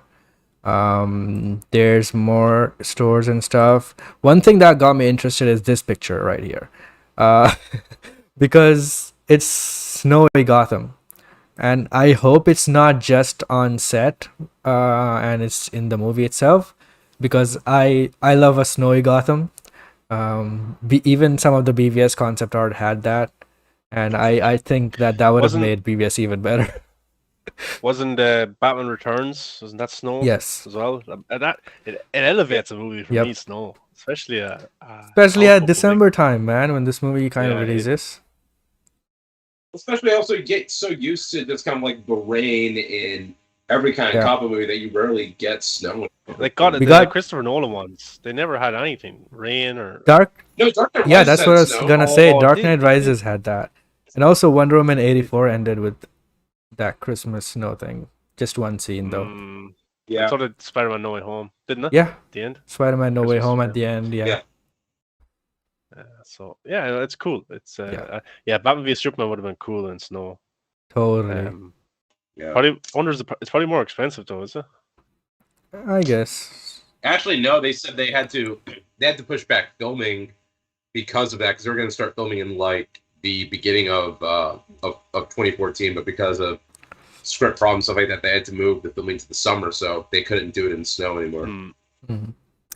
Yeah, and here are the Batgirl directors just on set, taking selfies or going live on Instagram, whatever that is. Or trolling people again about which Batman's in it. Yeah, dude, they totally got us, man. He needs to explain what happened there because Yeah, that was just Absolutely. ridiculous. especially when like they said, "Oh, which Batman will be in?" He goes, Yeah. "The real Batman." Come on. Everybody has a different interpretation of what the real Batman is. Exactly. Come on. You know. But yeah, no shade to them. I'm still looking forward to the movie. It seems interesting, and they seem very passionate and cheerful. So yeah, looking forward to that. And here we have Jacob Scipio, who is cast. I think he's cast as one of the police officers, but his Killer role Moth. isn't confirmed yet. I But heard stuff that was Killer Moth. yeah, so that one rumor is suggesting that this comes from Reddit actually, and it's repeated by Batgirl Film News too, that they are probably playing Killer Moth. I initially thought that they were he was playing the Holiday Killer, which is basically Falcone's son. That would have made this very interesting to me, but I don't know how Killer Moth would fit in this with Firefly already being in the movie. I don't know. But yeah. Interesting. And the final thing we have here is another rumor that suggests that Dylan O'Brien is in talks or the top runner up front runner for Nightwing or Robin. Yeah, he's of the list I've seen, he's probably the most popular. And usually, it's not the most popular actor that they go for these types of roles, but I think he'd be fine. He's good in the Maze Runner. Was he in Maze Runner? Yes. That's the Um, only thing I know him from. Oh, but actually, there's a good one, Love and Monsters, I think it's called. He's in I that. never saw that. And yeah, he kind of plays a character where I don't think maybe he is breaking the fourth wall, but he like talks to the camera and stuff like that, or he's narrating the story, and there's these like weird monsters and stuff, and he travels across the country to this girl he loves. And it's a really good film, but that's where I kind of started liking him as an actor because he had so much charisma on screen. So I think he'd be brilliant as a DC character, a Nightwing. And yeah, I'd be all for him. He's the only one I really know of the list. The guy from Aladdin hasn't really gotten any big roles since Aladdin, so that will probably kind of push him out of the role a little bit. So I could see Dylan O'Brien getting that. I think he probably will get it. Interesting. Let's see what happens. And with that, we wrap up our Batgirl topic. It was a lot to cover, I know. A lot came out these past 2 days, and yeah, it's interesting. We'll see how the movie will be. And I actually want it to be theatrical. I want to see. I think it will be theatrical as well because Michael Keaton is in it, J.K. Simmons is in it, and they're doing so much stuff in there. Why not? It's weird how Blue what do you Beetle. call it? The Beatles is Yeah. theatrical, and Yeah. now the return of Michael Keaton is on streaming. Yeah. It's Oh, they got to get those HBO Max numbers Yeah. up somehow. true. They lost a day and date because they pissed off a lot of talent, and it didn't quite work out for them. Worked out in some way, but yeah, they're not going to be able to do that probably anymore. Yeah. But yeah, Yeah. Batgirl, Batman related movie definitely would bring a lot of people to the service. Yeah, absolutely. Yeah. So yeah, let's move on to the next topic. It is Ben Affleck again. After talking about how he's done with IP movies and not returning as Batman and all this stuff, a new rumor, which was confirmed by Grace, suggests that Ben Affleck was reached out to for his return as Daredevil in Doctor Strange in the Multiverse of Madness. Now, I would love this because I love Ben Affleck, so seeing him just in any movie would make me happy. Pun intended. But but it could also be a really cool thing if he showed up and basically this tweet is saying that Doctor Strange 2 is going to be a big celebration of Marvel, much like how No Way Home was a big celebration of Spider-Man. Expect a ton of crazy cameos as Strange and Wanda battle through the multiverse. So in one scene in the trailer, it looks like they are in some dimensional reality where, they're looking out of their door and stuff, right?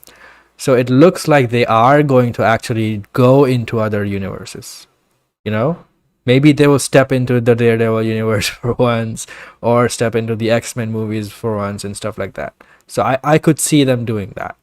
I don't know if they will be brought into the MCU in that movie, but I could see them visiting other places on their journey, to wherever they're going or whatever. Yeah, this is like my brother loves bad comic book movies, so he's a fan of Daredevil with Ben Affleck. He's a fan. It was a of cool movie. I'm not gonna. I like Yeah. it. Apart from a couple of he's a- things.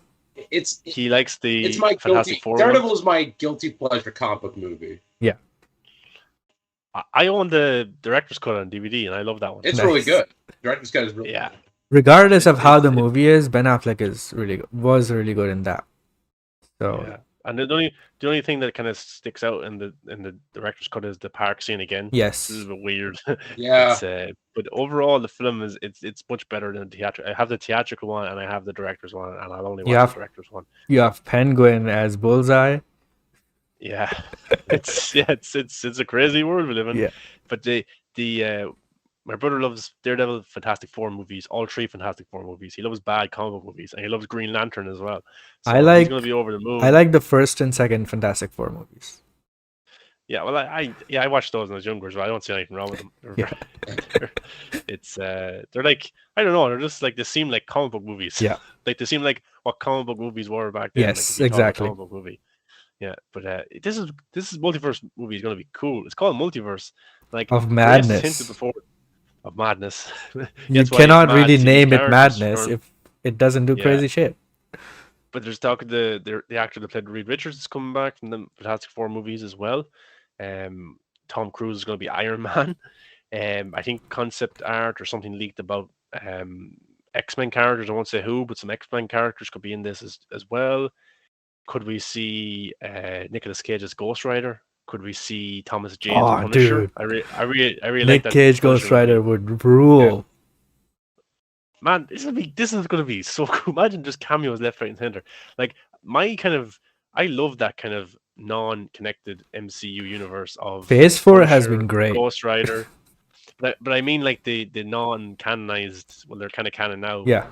Like X-Men, Toby Spider-Man, Eric Bana Hulk, Thomas Jane Punisher, Blade. You've got the X-Men characters, all of them, the Fantastic Four. I love that kind of Marvel time period. Yeah. Because they're weird, different films. So if Kevin Feige was to bring all them in, that would just be insane. And Ben Affleck to be appearing in it as well, I'd be surprised considering that he said no big IP movies anymore. Yeah. But then, like, how many days would this be on set?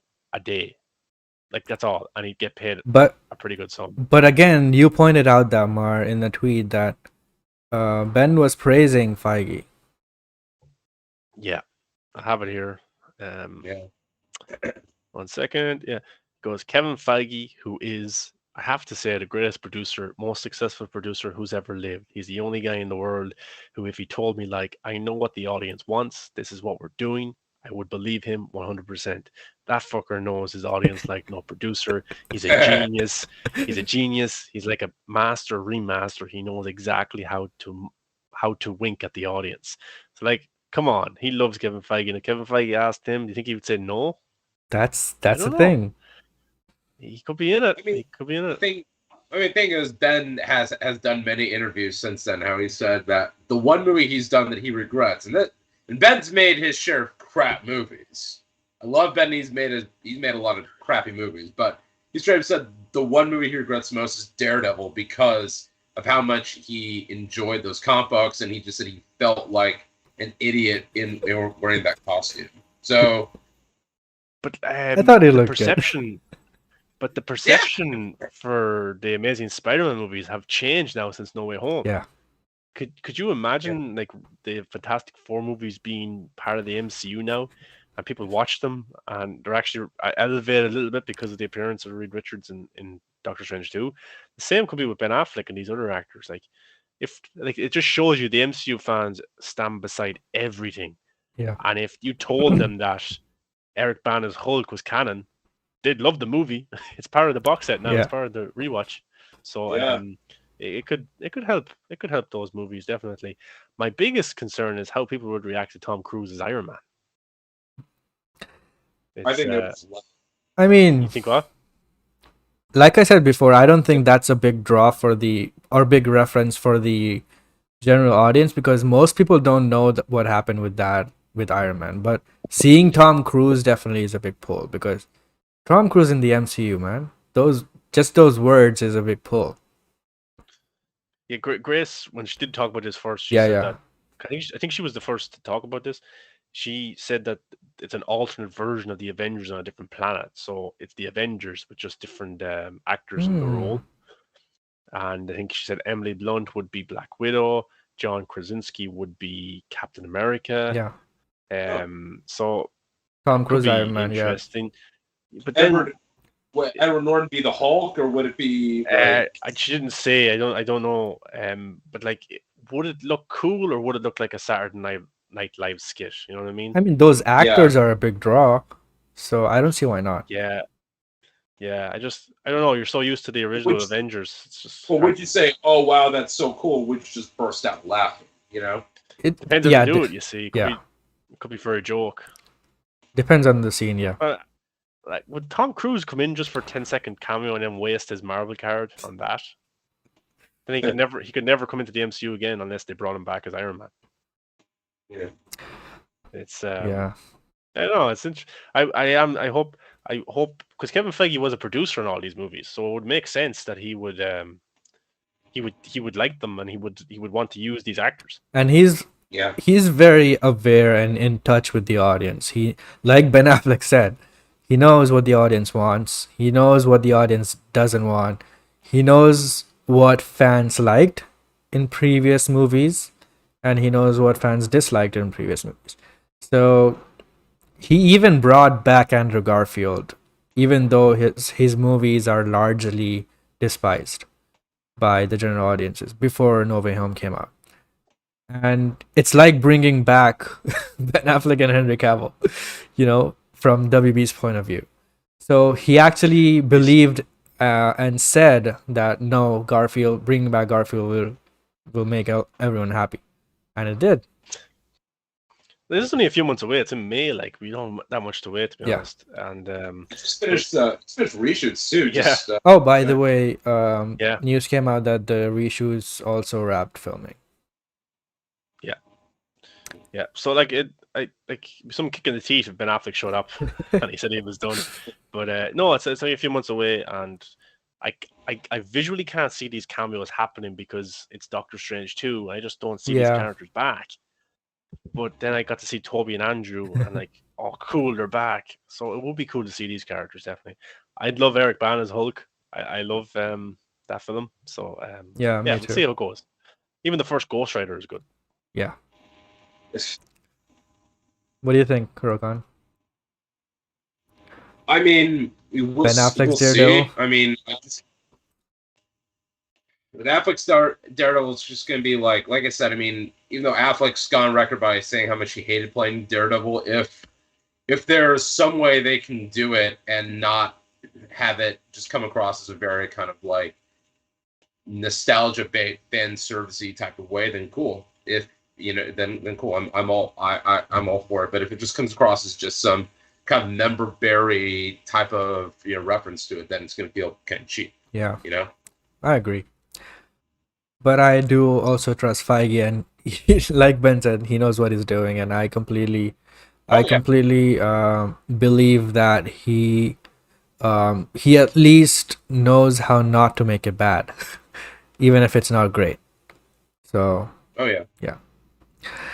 And on to our final topic of today, which we didn't get to talk about, and it's kind of old news, but Rebel Moon concept art came out, and this is the first piece of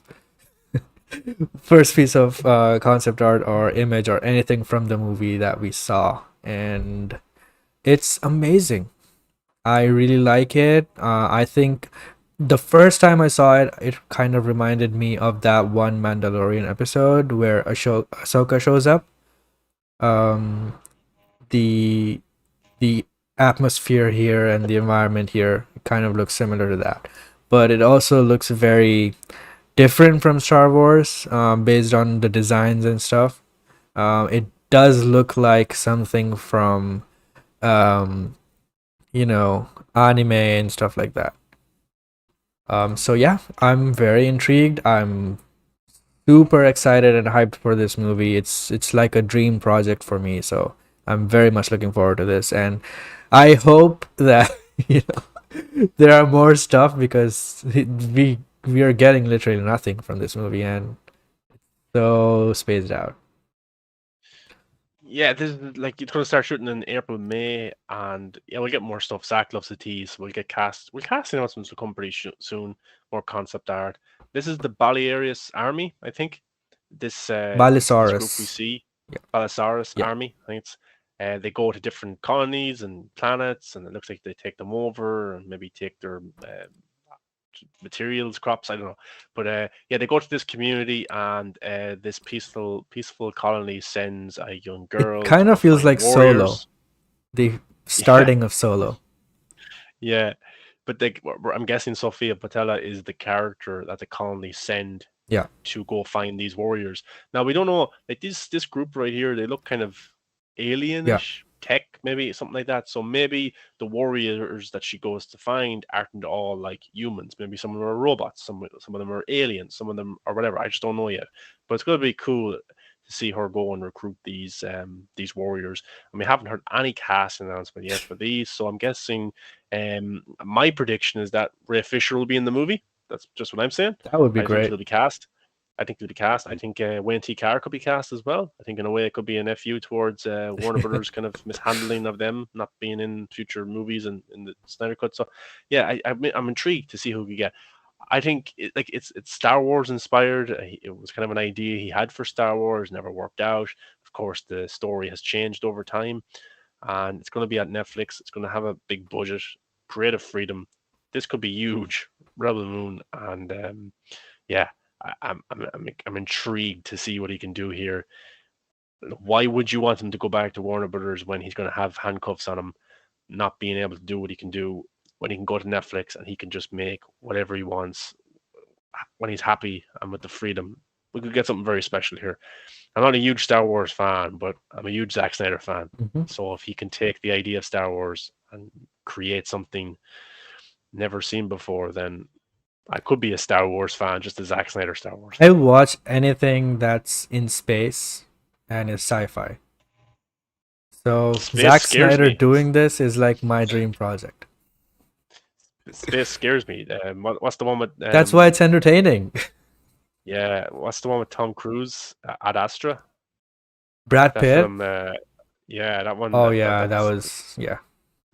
Space scares me. I watched another space one I watched recently. I think it was a Netflix movie. Anna Kendrick was in it. Oh, George Clooney's. No, that that was Midnight Sky. Yeah. There was another one, Anna Kendrick. Oh and yeah. They go on this journey. Stowaway. Stowaway. That one. Yeah, that one scared me because it's just the thoughts of being lost at space, a black hole. It's just, I don't know. But yeah, I'm looking forward to this. Work on. Yeah, so I'm super hype for this. I mean, you know, it's Zach's version of like Magnificent Seven in space. I'm like, that sounds awesome. You know?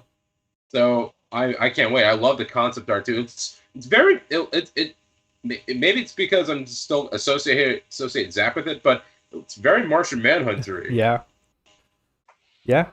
Yeah. The design does look like that. Green, yeah. It does. I mean, you also got the green skin, the cape. Like it looked very Martian Manhunter-y to me. He loves capes. Zach loves capes. Yep. The iconic cape flap. Yeah, that's kind of like Darth Vader there. It's kind of like Neo from the Matrix, but it's Superman as well. Yeah. So yeah, the capes. It's interesting how this one guy is wearing capes, the rest of them aren't. Yeah, he's probably the leader. Back entrance. Yeah, the guns. I don't know that one guy in the back. Their arms look weird as well. It's it's gonna be intriguing, and there's gonna be so much mythology around this, so much to learn. Dude, a simple zombie movie like Army of the Dead, zombie heist movie, that has so much mythology. So imagine this is like, Zach even said this is like Man of Steel's opening on steroids. So, and he's gone through every part of this galaxy to create lore and build the universe. Yeah. So he's gonna make a series at one point. He also has access to stuff that Star Wars shies away from. You know how Star Wars always goes back to the same places again and again, even though they have like galaxies of stories that they can tell. He can do that here. Like, if any of you watched Foundation, that's like really huge, massive in terms of scale, because it happens across years, centuries, and the distance between planets and stuff is also huge. So there are a lot of stories that, you know, Zach can do here as well, because he's basically building this franchise, not just one movie. So yeah, it's exciting. It is. Yeah. I just hope for more casting news. You guys mentioned Ray Fisher and Wayne T. Carr. I honestly think John Hamm will play the bad guy. Ooh, from Sucker Punch. I just like, yeah, exactly. Because I like the idea. I mean, I like the idea that John Hamm and Zach, working together again. I just think they would make a pretty. If he gets John Hamm, it'd probably be like the Bruce Wayne character. Pretty much. It'd be awesome. Awesome. And also my own personal wish fulfillment, but I'd really like Journey to be before Sophia was cast. She was actually my choice to be here. Do you know who'd be perfect? Jared Leto. He should be in a role like he was in Blade Runner 2049. Yeah.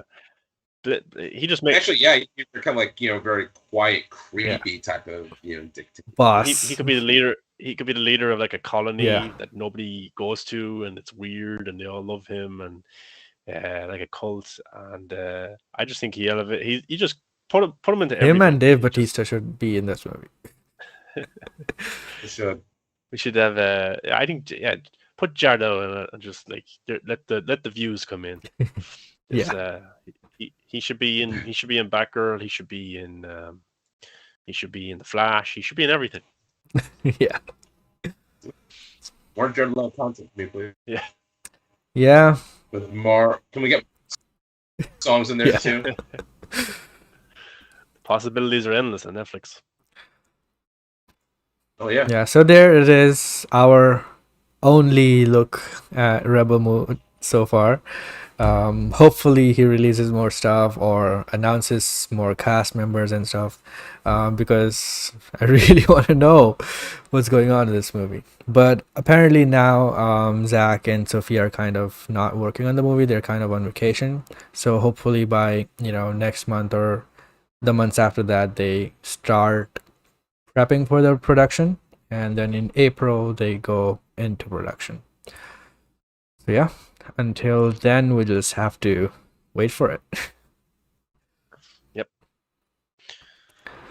I think that's everything. Yeah, finally we are done with all the topics. Damn.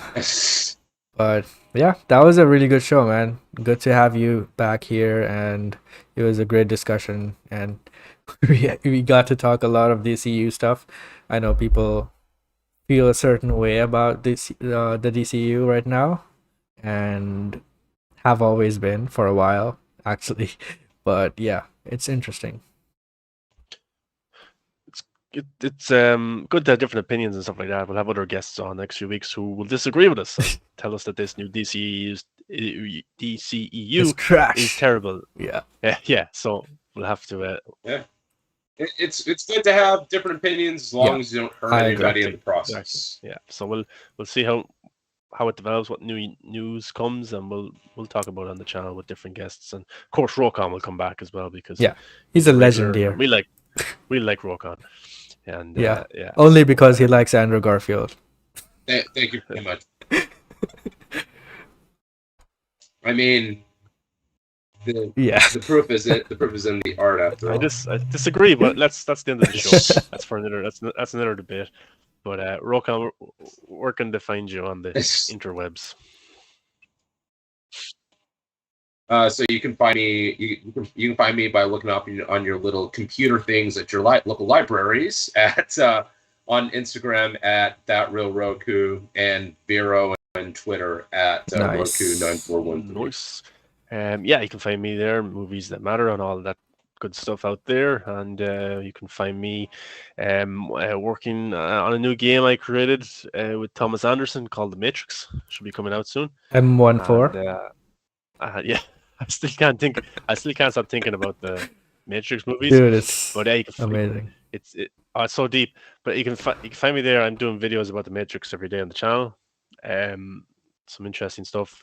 Your Matrix videos are blowing up like crazy.